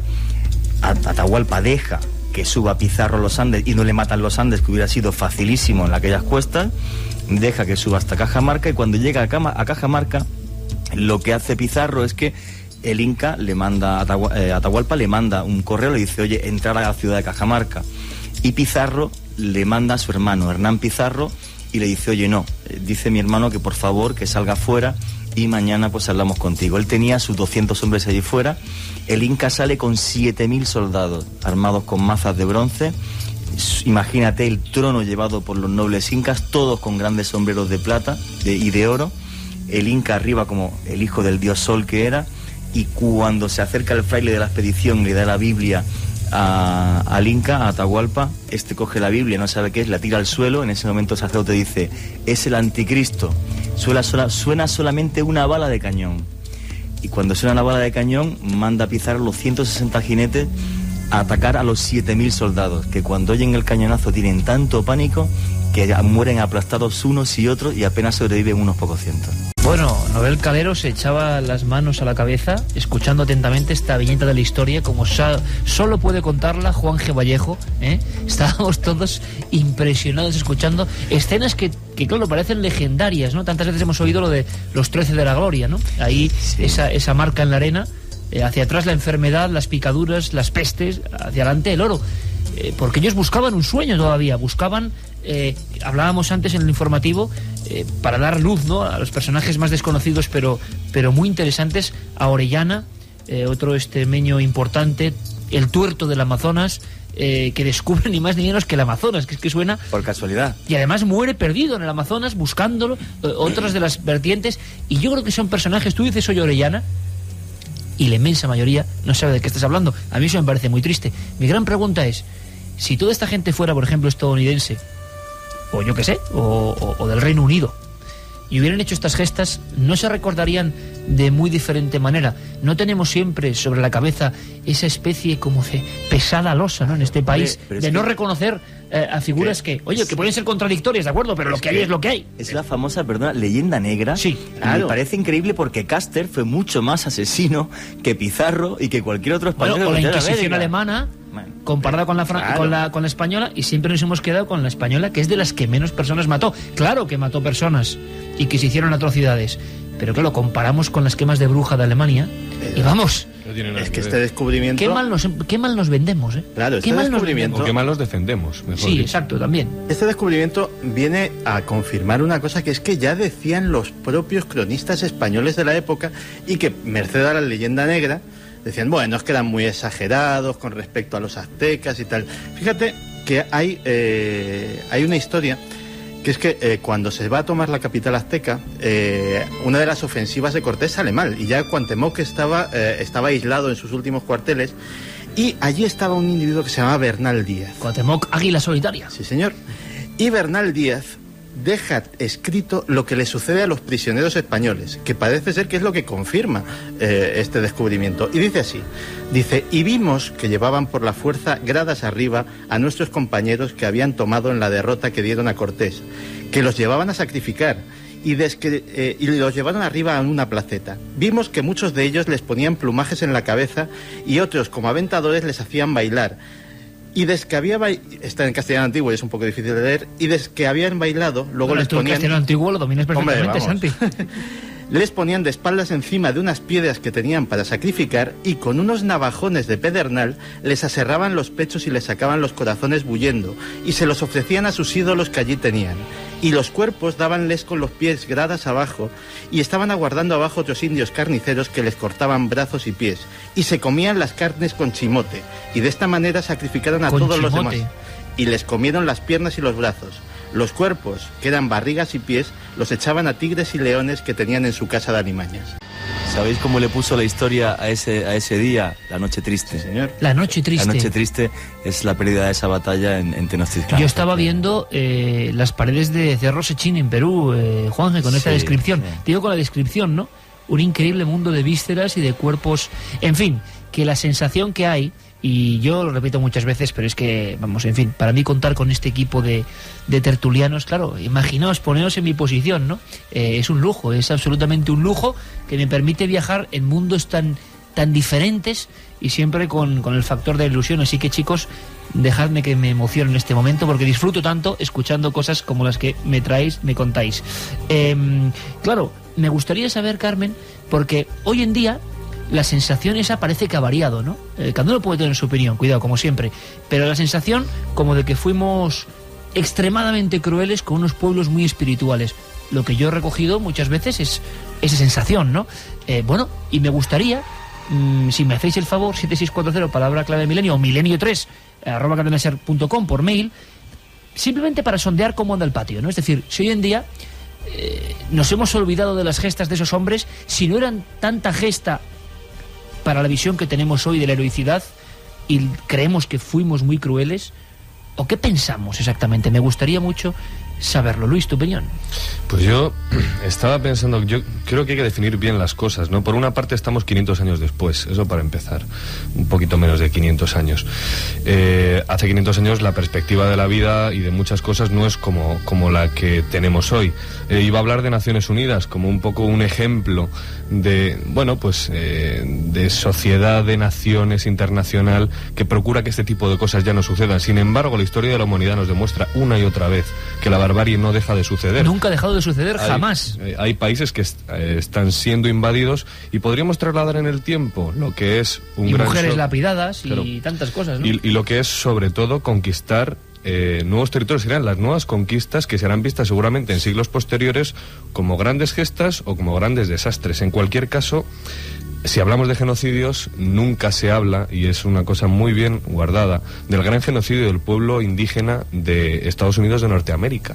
Fíjate que es un gran secreto que han dejado guardado los norteamericanos en este caso, y que según las cifras que se estimaban, porque no está muy claro, podría rondar los 8 o los 9 millones de personas. Estaríamos hablando que es un genocidio por encima del pueblo judío, sí, que es uno de los más graves por lo cercano. 6 millones y medio. Claro, por lo cercano. Y muy por encima también del genocidio que pudimos nosotros haber generado allí. En cualquier caso... Bueno, el genocidio soviético no estaba nada mal, ¿eh? Tampoco. Sí. De hecho, antes se hablaba un poco del pueblo ruso y... Los Gulag, ¿no? El archipiélago Gulag, claro, de Solzhenitsyn, ¿no? Y que dio al mundo, el mundo conoció, porque también es verdad, ¿no? Que el hermetismo que hablábamos del mundo soviético generaba... bueno, en fin, el hombre como número, ¿no? Como elemento, no como persona en muchas ocasiones. Las matanzas de los campos de concentración rusos, dicen que nunca sabremos las cifras reales, pero algunos han estipulado hasta 15 o 20 millones de personas. Sí. Sí, dicen de todas formas, sí me gustaría comentaros una cosa. Que estremece, vamos. Sí, hablando de historia de la conquista de América, que es lo que estábamos hablando, si yo digo la historia de la Armada Invencible, la conocéis, ¿verdad? Si yo digo la batalla de la Oreja de Jenkins, ¿a que no la conoce nadie? No. Bueno, ¿sabéis que el mayor desembarco que se ha hecho en América Latina no lo hicimos los españoles? Lo hicieron los ingleses para conquistar Cartagena de Indias y toda América Latina en el siglo XVIII, y es el mayor desastre naval de la historia de la humanidad y no aparece en los libros de historia. 25.000 hombres, más de 200 barcos, y todo porque un español le corta la oreja a un corsario, a Jenkins, en la Florida, y le dice: dile a tu rey que si tiene lo que tiene que tener, que venga para acá. Tal revuelo se monta a principios del siglo XVIII en Inglaterra, que salen 5.000 hombres comandados por Vernon. Este recoge 20.000 más en las costas de la Florida, acuña unas monedas de oro que yo he visto en el Museo del Oro de Bogotá, diciendo que él es el virrey ya de toda América Latina, y le dan la orden de que empiece por Cartagena de Indias y acabe por Tierra del Fuego. Con esos 25.000 hombres fue tan listo que no pasó la cuarentena en la Florida. Entonces, conforme él llega a Cartagena de Indias, se encuentra una ciudad completamente inexpugnable, defendida solo por 3.000, 3.000 contra 25.000 y más de 2.000 cañones, Está varios días bombardeando, ve que no puede entrar por Cartagena de Indias, le da la vuelta a la ciudad, entra cortando selva, con lo cual en los 2 o 3 primeros días de cortar selva, la malaria acaba prácticamente con la mitad de su tropa. Y el último día, intentando conquistar la ciudad de Cartagena de Indias, 11.000 hombres mueren tiroteados por los 3.000 españoles que hay allí. Blas de Lezo, que era el comandante de Cartagena de Indias, muere a los pocos meses de infección de las heridas en la batalla y murió manco, tuerto y cojo. Una gesta increíble de un héroe olvidado que jamás se cuenta en ningún sitio. Bueno, y hablamos de extremeños, pero también, fíjate, ¿no? Los vascos, López de Aguirre, Núñez de Val... Bueno, tanta y tanta gente, ¿no? Que tiene sus historias que, en mi opinión, están como muy ensombrecidas, y conocemos muchas más cosas, con sus luces y sombras, de otros países. No sé por qué esa falta como de apego a lo nuestro. Bueno, siempre hemos tenido esa falta de apego a lo nuestro, sea lo que sea, ¿no? Un producto, si era, por ejemplo, alemán, era mejor. Y, en fin, a veces lo era, pero otras veces no. Vamos a escuchar un momento a los comentaristas de Milenio 3, porque sí me gustaría, sobre todo sé que hay mucha gente joven, ¿qué piensan de esto, no? La noticia era, lo traía Juan G. Vallejo, ese hallazgo sobrecogedor no es ficción, no es leyenda, de 400 cuerpos de europeos, de españoles, masticados hasta los huesos, ¿no? Bueno, parece que 40 de esos cuerpos serán los que pertenecieron a los europeos y que además, según dice la noticia de EFE, fueron arrancados sus corazones y exhibiendo sus cabezas junto a la de sus caballos. Eso es lo que pone. Hay alguna crónica muy célebre de los conquistadores, de algún... Yo no sé si es cerca de Sacsayhuamán, pero donde la sangre llega a los tobillos, ¿no? Es muy célebre, que hay una piscina de sangre realmente, ¿no? Sacsayhuamán, sí, cuando se va Pizarro y todos los incas intentan recuperar Cuzco, los españoles se van a Sacsayhuamán, defienden Sacsayhuamán y cuentan que la batalla es tan cruel que había una piscina de sangre y que los cóndores y los buitres estaban comiéndose los cadáveres durante días mientras la gente seguía luchando. Vas a poder estar en esa América profunda que tanto queremos, cuidado, de Guatemala, donde están pasando muchísimas cosas, y va a ser un placer contar con Juan G. Vallejo. Enseguida estamos en Stonehenge, que por cierto, Luis, yo siempre he tenido... ¿Cómo se pronuncia exactamente? Stonehenge, yo no sé. Se podría decir, yo creo que la mejor manera de cuando... Claro, porque no es fácil, pero es stone como piedra y ¿Piedra? henge. Stonehenge, perfecto. Se habla de, yo lo he comentado en alguna ocasión, la película de Ridley Scott, que al final no sé si es leyenda urbana o no, que se llama Stones, y que, cuidado, porque la teoría me parece muy bonita. Se está hablando mucho en internet de una película de este gran director, este círculo gigantesco de piedras más o menos druídicas. Ahora estamos allí, Luis, si nos comentas última hora. Bueno, pues que era como el corazón de un montón de arqueología sagrada que tenía un cometido y que se desactivó. No me parece una mala teoría. Vamos a ver qué dicen nuestros amigos. Pues vamos con algunos mensajes. Narváez y Cortés, dos enemigos con ambiciones y destinos paralelos perdidos en Norteamérica. La supervivencia de Cabeza de Vaca, gran historia. Un saludo, nos dice Keiko. También nos escriben desde México. Es Octavio Mendoza y dice que la conquista siempre se le ha llamado el choque de dos mundos. El choque de dos mundos. Que tan fuerte fue el choque que a más de 500 años todavía sentimos los efectos buenos y malos. Si bien fuimos conquistados, también aprendimos a salir adelante de los retos más fuertes. Algunos dicen que España es la madre patria, pero qué madre tan descuidada que tenemos. A ver si ya vienen a visitar a los milenarios mexicanos. Eso está muy bien, y te agradecemos mucho el tono, además, de ese mensaje, ¿no? Muy conciliador. Vamos a unirnos para una nueva conquista, el misterio. Saludos milenarios del mundo. Queremos la Biblioteca del Misterio disponible en México. Oye, ya. Qué mensaje más bonito desde México, ¿eh? Te llega de repente y saber que ahora mismo Luis, Santi, Juan G. Carmen nos escuchan en México, observando nuestras palabras, y lo bonito es que no se sientan en ningún momento tampoco ofendidos, ¿no? Que estamos contando historias, el choque de dos mundos. Qué interesante. ¿Queréis aportar algo, Santi? Sí, precisamente es que eran dos concepciones tan distintas que eso incluso marcó el destino militar de aquella campaña de Cortés, porque los aztecas básicamente hacían la guerra para pillar prisioneros. Es decir, las armas aztecas, que eran básicamente garrotes, estaban destinadas a herir y no matar, para coger a esos prisioneros y luego sacrificarlos y en rituales devorarlos. Pues tú imagínate la impresión de aquella gente cuando de repente llegan las tropas y que vienen a matar. Es decir, claro, qué choque decir, pero esta gente no coge prisioneros, esta gente mata. O sea, eso, las armaduras, las armas de fuego. Que relucían con el sol y les hacían parecer seres los de otro perros, mundo, ¿no? Que se ha hablado muy poco de ellos. Los mastines y los granaínos, que es una raza que hoy día está extinta, y que dicen que hace poco se encontró uno en Argentina, pero que por lo visto los granadinos eran unos perros de guerra terribles también. Pues imagínate el pánico que tenía que surgir esta gente que venía provisto de los caballos, de toda clase de adminículos salidos de vaya usted a saber qué pesadilla, y que además mataban a los prisioneros mataban a la gente en el sitio, no cogían prisioneros. Pues eso desconcertó tanto que fue una de las claves de la derrota militar del Imperio Azteca. Santi, sin duda alguna, un especial Conquistadores. Yo estoy recordando algún libro que compré hace muchos años, Jaguar contra Nahual, que hablaban un poco de la utilización por parte de ambos bandos, vamos a llamarlo así, de los animales, ¿no? Muy desconocido. Bueno, eso es maravilloso. Nos dicen, creo que más que conquistar fueron a saquear sin importar los medios. Nos lo comentaba Fina desde Vilanova y la Geltrú. Es un mensaje muy arquetípico de los que yo comentaba, que mucha gente piensa, ¿no? Me interesa escucharlos. Lo que nuestros antepasados hicieron fue terrible. Prueba de ello que tengáis que suavizarlo con otros genocidios. ¿Qué más da quién fue? Ríos de sangre por poder. Muy interesante, o sea, aquí hay que escucharlo todo, y mucha gente piensa que fue un puro genocidio sin más ni más y que no fue una gesta, ¿no? Por eso yo decía antes... Podemos tener opiniones muy contrarias. Por eso yo decía que hay que ver las cosas con perspectiva. Claro. También Juan desde Las Palmas de Gran Canaria nos dice: hola milenarios, estudié literatura en Argentina y mi tesis de licenciatura se basó en cartas de relación de la conquista de México de Hernán Cortés. Fascinante si uno aprende a leerlo en el contexto en que fue escrito.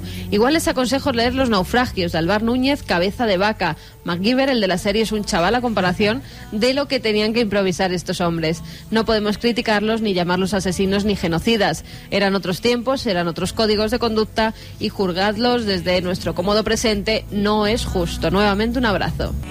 ¿Os dais cuenta qué mensajes tan distintos? Quiere decir que hay un debate del que casi nunca se habla abiertamente y que la gente está muy dividida en este aspecto, ¿no?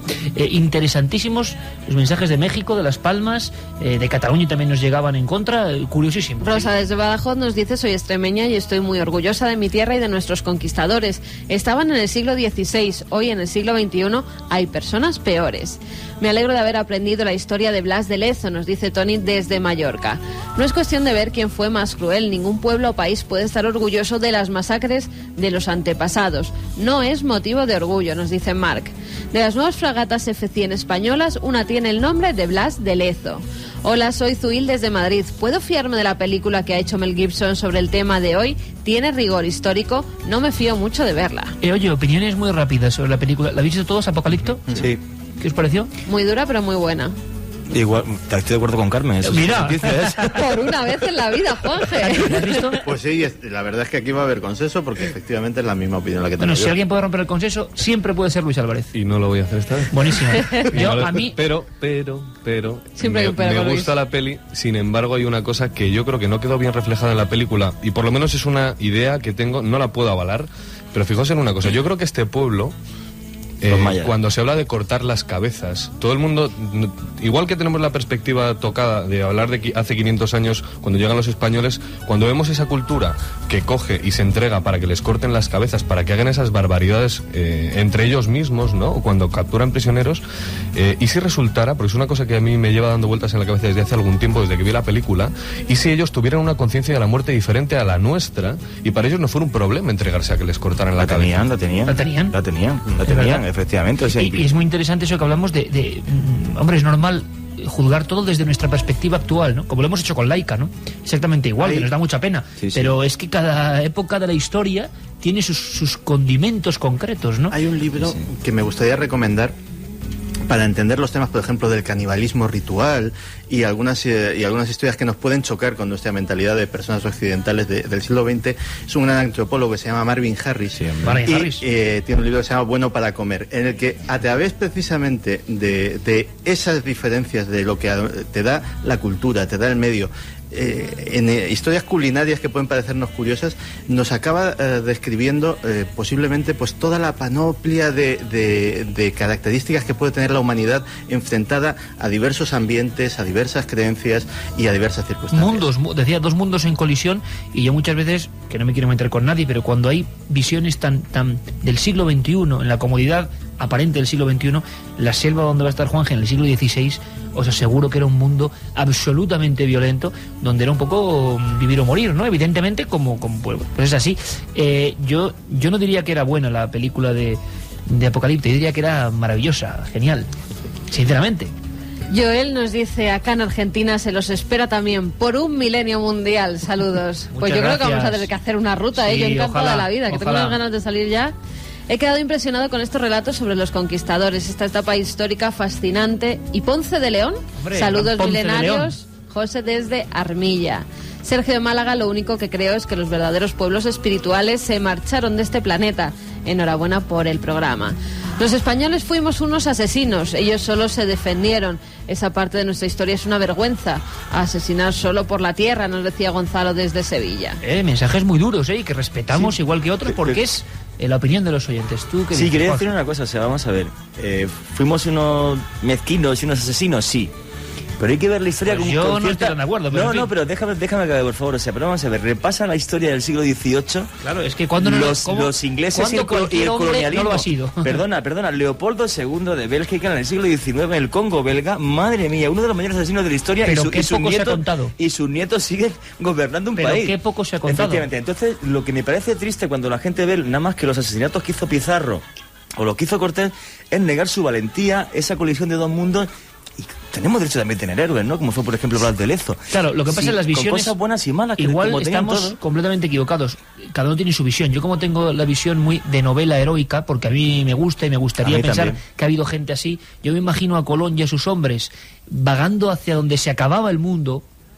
Me imagino a Orellana remontando un río que iba hacia donde no había nada conocida, quedándose tuerto y buscando el país de la canela, y me parece tan tremendamente heroico. ¿Seguro que no sabía dónde iba? Seguro que no sabía dónde iba. Tan tremendamente solitario en ese aspecto, ¿no? Claro, hay que ver, yo creo que hay una película que para mí, es una opinión personal, es tan maravillosa, que es 1492, cuando se ve que eran cáscaras de nuez, o sea, que es que no es la grandeza, que eran cáscaras de nuez en mitad de la más remota nada, yendo hacia la nada. Entonces, en fin, teniendo personajes así, tampoco me parece que sea como para... Desde luego me parece que tenían algo diferente a lo que tienen la mayoría de los seres humanos actuales. Hay una característica que nos diferencia enemigos tremendamente, de cualquier así que otro imperio colonial que haya habido en la historia. Y creo que de verdad que, y si no es así, pues que me contradiga el que lo sepa, que creo que es un caso único en la historia. A día de hoy hay millones de personas que por sus venas corre sangre india y sangre española en conjunto. Nosotros no exterminamos a un pueblo, nos mezclamos con él. Y creo que eso es algo de lo que los estadounidenses, que no los americanos, que los americanos son los que cayeron, y otros imperios coloniales que siempre mantuvieron a la población colonizada aparte, la mantuvieron sojuzgada, sin mezclarse, en reservas, etcétera, etcétera. Yo creo que de eso sí que no nos podemos avergonzar los españoles. Nosotros cogimos, nos integramos, nos mezclamos y fuimos y creamos y dejamos allí nuestra sangre mezclada con la sangre indígena. Luis, que de repente ahí ha salido Santi como una... Sí, está muy bien. Y es muy bonito lo que ha dicho. Y hay otra cosa... Y luego, claro, también... hubo sus batallas, sus historias y sus mezquindades como cualquier ser humano. Eso está clarísimo, ¿no? Claro, pero fíjate, para responder a los mensajes que llegan, que son un poco, si cabe, violentos, pese a que, como has dicho, hay que respetar todas las opiniones. Y todo, eso está muy bien. Hay de todo, Luis. Claro. También habría que decir otra cosa, ¿no? Yo me siento muy orgulloso de que la mayor población extranjera que llega a nuestro país es culturalmente tan afín a nosotros. Porque yo he vivido en países como Inglaterra y no hay mayor desastre, por decirlo de alguna manera, que la guetización de una ciudad tan grande como Londres, en la que, bueno, sí, es una maravilla. Te vas por ciertos barrios y te encuentras que cada uno es de su padre y de su madre, uno habla un idioma, o sea, se hablan 40 idiomas distintos en Londres. Eso es una locura, es una torre de Babel. Esta noche por la Gran Vía, porque hemos venido dando un paseo y también... Sí, pero no tiene nada que ver. Bueno, pues como Londres, es que le metes unos hachazos siempre a Londres, Luis, que como ya me que para mí es el fin de la civilización, fíjate. Un día hablamos un debate sobre el fin, señales del fin de la civilización, si es que son, pero como estamos, nos hemos cargado, entre comillas, como debe ser, todo el programa que teníamos estructurado, porque el debate sobre conquistadores, si es que es el nombre, aventureros, que podría ser otro, yo qué sé, es interesante, lo hemos debatido aquí, pero sí que sería interesante hablar de... ¿Cómo era Stonehenge? Fíjate, separo la palabra, ¿no? Stonehenge, perfecto. Pues Begoña Arce, a la vera misma de esas piedras milenarias, nos da la última noticia, podemos estar de acuerdo o no, pero es que han pasado cosas. Y tenemos hasta alguna declaración de los expertos que vuelven a excavar allí. A ver qué opináis.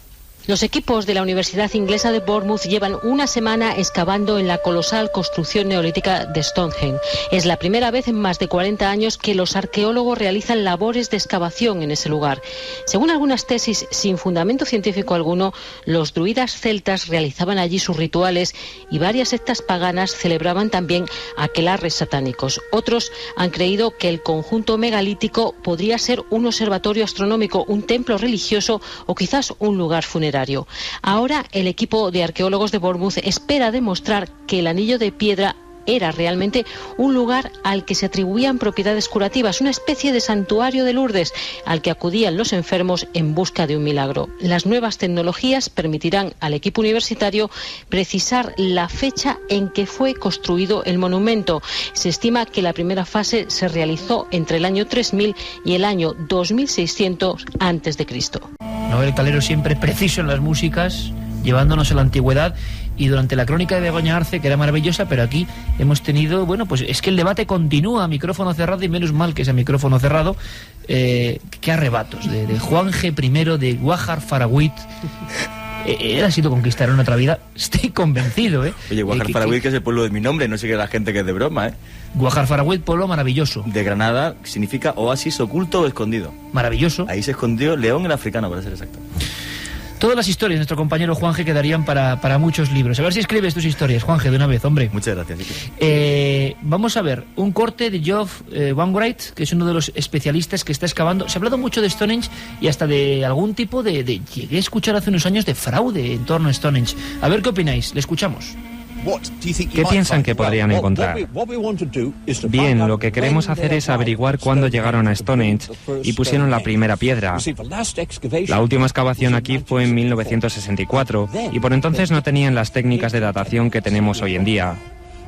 Por lo que deberíamos ser capaces de llevar a cabo este descubrimiento y determinar la fecha que necesitamos. La población inglesa tiene que estar contenta, porque es la primera investigación científica en desenterrar las piedras de Stonehenge desde 1964. 2:43, esta es la mesa de redacción. Nos lo pasamos muy bien haciéndola y espero que estéis donde estéis, en el coche, en cualquier lugar, porque hay gente que escucha Milenio en los lugares más dispares, estéis sintiendo la compañía de la radio en la que podéis siempre interactuar. Una vez más, Luis Álvarez, aquí a mi vera, me decía que tenía información, en este caso más de confidencial, complementaria. Luis, te escuchamos muy atentamente. Bueno, por cierto, una cosa, que igual todo el mundo no sabe lo que es Stonehenge, ¿no?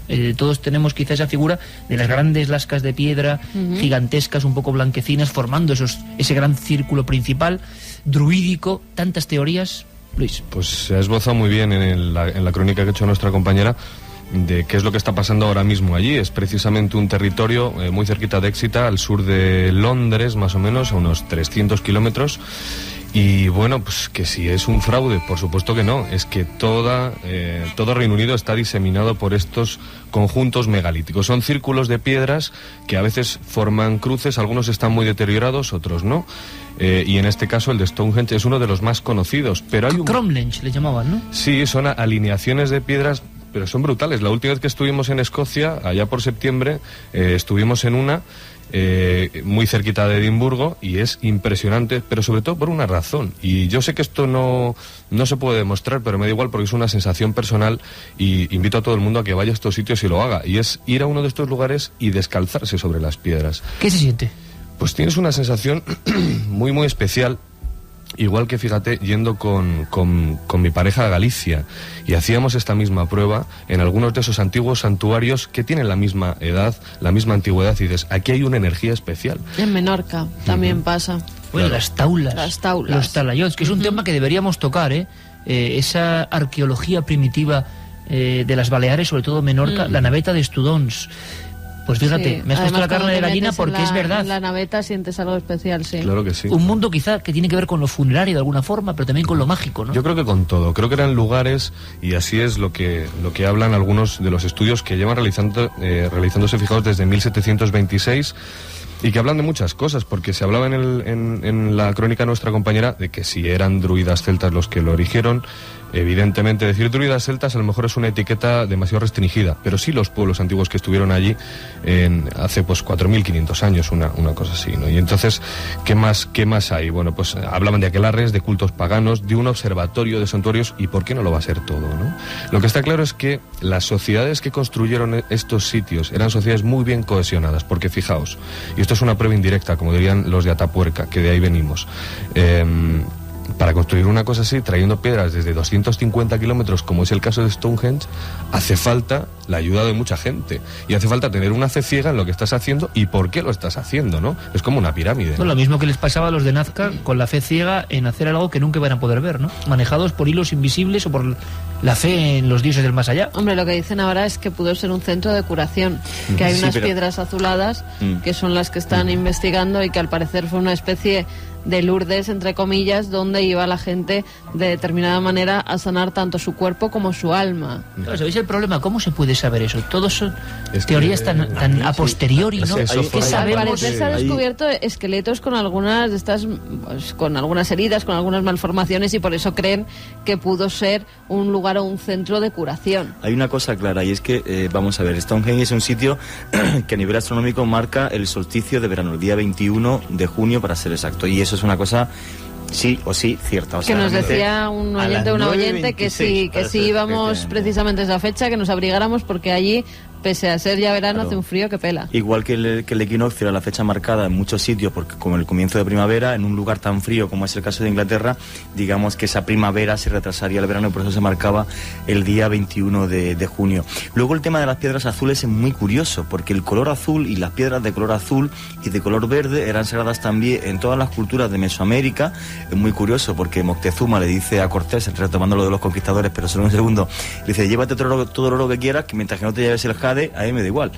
Entonces realmente las piedras de color verde y azul siempre se les ha dado esa capacidad curativa. Piedras mágicas. Es que sí, es más, incluso las momias chinas estaban de los emperadores chinos se metían dentro de armaduras de jade, como han aparecido muchas veces y tal. Y en el tema de Inglaterra y de Escocia, que yo sepa, es igual. Incluso el clan de los Pictos, que aparece en la película Brad Hare, pues antes de morir se purificaban con el color azul, como se aparece Mel Gibson en la película. Pictos, de pintados. Efectivamente, y se pintaban de azul porque pensaban que era el color que les purificaba antes de morir. De ahí el que se haya acuñado el término sangre azul como símbolo de nobleza. Y hace no mucho tiempo, muchos años, aunque casi nadie habló de esto, hubo un trabajo de un italiano que publicó Edad, El enigma de la piedra azul, una piedra curativa. Sí. ¿Os acordáis? Una piedra de Centroáfrica, Sí, me parece. una historia una historia bastante curiosa. De todos modos, lo que hay que tener claro es que evidentemente son todo conjeturas, pero yo creo que muchas veces las cosas son mucho más sencillas. De hecho, la ciencia dice que la explicación más sencilla es la más válida, no siempre es así. Pero fijaos, hablabais del solsticio de verano, ¿no? Pues todavía hoy, y de hecho es una de las cosas que seguramente hagamos con Milenio 3 y con Cuarto Milenio, es ir allí a Stonehenge en la época del solsticio de verano, porque pues se celebra una grandísima fiesta, yo no sé si este año la han prohibido, en la que se junta de todo, pero está claro que la gente vuelve una y otra vez. Las últimas imágenes que nos llegaban para las noticias de Cuarto Milenio del año pasado, Era un poco ya delirante. es una fiesta un poco delirante en la que la mayoría ya están borrachos perdidos. Pero quizá no haya que sesgarlo, ¿no? Porque si yo voy allí a tener una experiencia interior personal, muy personal, pues a mí me da pues igual es que mejor ir en esté otra fecha. Pero si tienes el del botellón al lado, pues te va a jorobar esa experiencia. Te puedes ir a Newgrange también en Irlanda, que es similar y... Oye, dejarme una cosa, son tantas cosas, al final la ruta por España es que va a ser imposible. Le voy a pedir a Noel que localiza rápidamente la leyenda urbana. Haremos la semana que viene, si os parece, la ruta de varios descubrimientos, que han sido varios en España, pero sí que saludamos a nuestros compañeros de La Rioja y a los compañeros de Guadix, que ha habido hallazgos importantes, pero me gustaría lanzar la pregunta, porque esto sí que es raro y es muy de Santi Camacho, pero podemos opinar todo, lo de las zapatillas en los cables. Las zapatillas en los cables de la luz en diferentes ciudades de España. ¿De dónde viene esto? ¿Por qué? Un momento. Vamos a escuchar a Alberto Granados, ¿os parece? Nos hace su leyenda urbana particular, nuestro compañero Alberto. Leyendas que luego la mayoría resultan ciertas. Sí, esta en fin, ya sabes que Alberto está ahí en el limbo de lo real y lo irreal. Bueno, pues las zapatillas, pero me gustaría saber si en Madrid se está hablando mucho de esto, mucha gente las ha visto. ¿Y qué opina? Pues a ver qué opina la gente, me interesa mucho. Escuchamos y opináis. Seguro que en alguna ocasión se ha quedado observándolas sin encontrar una explicación. Son simplemente zapatillas, pero curiosamente colgadas de los árboles o los cables del tendido eléctrico. Esta inusual decoración se puede ver desde hace años en cualquier lugar del mundo, aunque últimamente parece que empiezan a proliferar por casi todos los barrios o callejuelas. Tan extraño mobiliario urbano no podía pasar desapercibido para los creadores de leyendas urbanas, que ya han empezado a inventar inquietantes historias. Algunos dicen que pueden ser marcas utilizadas para señalar lugares donde se vende drogas. Otros que se trata de alertar a los integrantes de bandas rivales los límites marcados por una tribu determinada. Mitad arte, mitad leyenda, el softy, mezcla de zapato y graffiti, ya se puede observar en Gran Bretaña, en Australia, Nueva Zelanda, Argentina, México, Ecuador, Italia o Irlanda, aunque su nacimiento se sitúa en las zonas urbanas de Estados Unidos y Canadá. Otras explicaciones que se le dan al fenómeno es que lanzar zapatos o zapatillas a los cables de luz o de teléfono tiene que ver con la celebración del fin del curso escolar, con un anuncio de boda o simplemente con el hecho de querer dejar una huella personal en la ciudad. Algunos barrios americanos suelen emplear esta práctica para recordar a alguien que ha fallecido recientemente, para lo que lanzan sus zapatos a las ramas de un árbol con la creencia de que cuando su espíritu vuelva pueda caminar. ¿Realidad? ¿Ficción? Lo cierto es que la próxima vez que pasee por su barrio no va a poder evitar mirar hacia los tendidos eléctricos. 12:53 ahora, 10 grados prácticamente, Estudio 1, Cadena SER, esto es Milenio 3, esta es la mesa de redacción con Juan Jesús Vallejo, Santiago Camacho, Luis Álvarez y Carmen y yo, aquí servidores, como siempre, de guardia en la nave. las zapatillas en los cableados de la luz y otros similares. Santi, es que ya está programas que han dado un poco voz de alarma. Algunos pensaban que eran incluso símbolos para robar, como aquello que se hablaba de los signos junto a los porteros automáticos. Que también parecía leyenda urbana. Y yo, la última revista que me ha llegado de la alarma que tenemos puesta en casa, ya alertaba de esos signos. Decía, si se encuentran estos símbolos... Como algo real. Como algo real. Entonces no sé hasta qué punto es leyenda urbana. Cuidado, es real y es una práctica muy extendida, es una auténtica moda. Pero como muchas modas, y voy a contar un Tiene su reverso. Tiene su reverso. No, tiene un origen curioso. Parece ser que esto empieza a suceder en determinados barrios de Estados Unidos y se va extendiendo. Uno de los orígenes que tiene mayores posibilidades de ser el real de esto era una forma de señalizar los sitios donde se vendía crack. Es decir, bueno. Mira, eso nos lo dicen desde Barcelona también, que es un punto de señalización donde venden drogas. Qué curioso. Entonces, los que conocían el código, los que conocían la clave, sabían que en esa esquina pues podían preguntar al que estaba allí parado con el coche y probablemente pues le vendiese algo ilegal. O sea, un lenguaje lumpen, ¿no? Un poco. Sí, de hecho, fíjate, te decía que te iba a poner varios ejemplos. ¿Quién no ha visto, y muchos de los milenarios seguro que usan esa moda, esos pantalones bajísimos que... Sí, que a mí me da unas ganas cuando voy detrás de ellos de subírselos, de verdad. No, él no lo lleva. Yo cuando me dejo el cinturón en casa, que por despiste puede suceder. No, pero hay muchachos que es verdad que van enseñando los calzoncillos, que te dan ganas al pobre chico de subirle los pantalones. Podría hacerlo perfectamente, pero no. El origen de esa moda viene efectivamente de la cultura del rap, de la cultura del hip hop, y es muy sencillo. En las cárceles estadounidenses te quitan el cinturón. Nadie lleva cinturón porque está prohibido para no ahorcarse, para no agredir a otros reclusos y tal. Entonces, los expresidiarios, que muchos de ellos luego se dedicaban al rap y que muchos tenían historias delictivos, pues se acostumbraban ya directamente, después de tanto tiempo, el cinturón les molestaba. Y empezaron a llevar los pantalones caídos. La moda se fue extendiendo hasta llegar a los límites que tiene actualmente. Y con lo de las zapatillas, pues puede haber pasado más o menos lo mismo. Que algo que tiene un origen semidelictivo, pues se ha convertido en una moda. Sorprendente. Yo de verdad cada sábado es que aprendo una cantidad de cosas. Espero que le pase lo mismo a los oyentes. Escuchamos sus últimos mensajes. Pues nos dicen, hace 10 años, cuando acabamos la mili, tirábamos las botas al tendido eléctrico. Nos lo decía David desde Zaragoza. Eso iba a decir que siempre que hay un cuartel militar al lado acabas viendo unas botas militares colgadas del cable, ¿no? Pero a mí se me está ocurriendo... ¿Solo sabes tú que has hecho la mili, no? Claro que sí, por supuesto. No la hice nunca, ni ganas que hay. Pero a mí se me estaba ocurriendo una pequeña trastadita para hacer esta noche, y es, ya que se va a Guatemala Juanje, agarrar las botas, quitárselas entre todos y lanzarlas a las antenas de la antena de la SER. Directamente le tiramos a él y ya está. A la antena de la SER. Muchas gracias a todos por vuestro aprecio, de verdad. Espero que el viaje a Guatemala vaya bien. ¿No? Como símbolo. También nos decía Chema que es muy antigua esa tradición de los licenciados de colgar las botas al terminar la mili. El Yuciastur nos dice que en un cable de la luz en Chipión hace un año que ya lo vio y que cree que es para puñetear a alguien. Deberíamos de estar orgullosos ahora de los conquistadores que es que levantaban ampollas. De nuestros conquistadores, fueron héroes. Antes de nada, antes de que se me olvide, Santi, hay una perrera que está pidiendo ayuda porque hay un montón de cachorritos que tienen que ser adoptados. Pues sí, efectivamente me llegaba un mail de nuestros amigos del refugioescuela.com. Muy majos. No, en Sevilla. Creo que es en Sevilla, Me parece que sí. Y me mostraban un montón de fotografías. Tienen un problema que les ha venido una avalancha de cachorritos de todos los tamaños. ¿Cuál es la web? ¿Cuál es la web, Santi? Importante. Voy a dar los mails de las personas de contacto. Vale.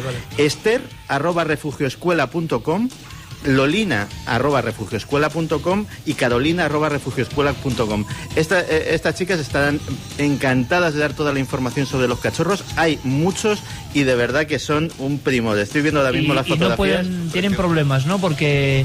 No, lógicamente, pues como todas las ONGs dedicadas a los perritos, pues... Algo ha pasado para que ellos nos lleguen... Sí, que hay un montón de cachorros, han mandado un mail de, por favor, que adopte la gente. Les ha venido una verdadera avalancha de cachorros y necesitan... ya que hemos empezado hablando de Laika, ¿no? Por eso, estaría muy bien. Vamos a acabar. Y además la gente de Milenarios, los milenarios en general, pues hombre, pues siempre se portan maravillosamente en este aspecto, así que, bueno, hay que dejar huella y un poco, amigos. Mira, nos dicen que, Chema, esto es lo último, lo de las zapatillas aquí en Madrid, en el Parque de las Tres Cruces, en Aluche, se pueden ver a simple vista, que al parecer hay varias colgadas. En la República Dominicana, cuando alguien muere, se dice que cuelga los tenis. Joan Monforte, que sabéis, del Monte Medulio, nos dice. Pues yo la Pues verdad del es que Monte nada. Medulio ahora mismo nada, no sé, como no sean las médulas, la verdad es que no. En fin, No creo. nos tenemos que marchar ya. Si es que nos tenemos que marchar ya. En fin, Juan G. Vallejo, que se marcha a ese lugar frondoso, lleno de misterios, de ciudades perdidas. Algunas hay por ahí. Guatemala en busca del destello de las calaveras de cristal que se van a poner muy de moda. Juan G., te damos aquí todos, mucha energía, Muchas mucha gracias, suerte. amigo. Pásalo muy bien y cuéntanoslo también cómo sabes hacerlo. Efectivamente, muchas gracias a todos. Gracias, Muchas Juanje. gracias. Carlos, Noel, muchísimas gracias. Por cierto, Santiago, Luis, como siempre, un placer que estemos aquí todos. Disfrutamos muchísimo. Mañana, en Cuarto Milenio, ni más ni menos que Manuel Pimentel, Juanje, el que fue ministro, hay que decirlo, uno de los más valorados de la historia de la democracia, ministro de Trabajo, hablando de su pasión por la Atlántida, con descubrimientos asombrosos. Y un diario del miedo, de los que da mucho miedo, y un sinfín de cosas. Mañana, Santi, Área 51. Vamos a hablar de un tema que los milenarios nos han pedido muchas veces. Por fin. Y vamos a meternos dentro. Bueno, dentro no. Pero vamos a llegar todo lo lejos que se... Bueno, también. Vamos Luis. a llegar todo lo lejos que se puede llegar. Claro que sí, Santi. Mañana nos vemos en Cuarto Milenio. Un abrazo fuerte, Un abrazo compañero. grande. Luis, como siempre, un gusto tenerte aquí, amigo. Muchísimas gracias. Gracias, Luis. Y eso, que mañana hay un montón de cosas hacia las 11:30, que nos vemos, que estaremos allí, y que esta semana, pues que sean todos muy felices, ¿no? Claro que sí, que sean todos muy felices y que adopten esos cachorritos de perritos que seguro que están muy a gusto en sus casas. Lo hemos pasado muy bien, espero que vosotros también. Procurad, haced esfuerzos por ser muy felices durante toda la semana. Nos vemos el viernes y mañana, por supuesto, en Cuarto Milenio.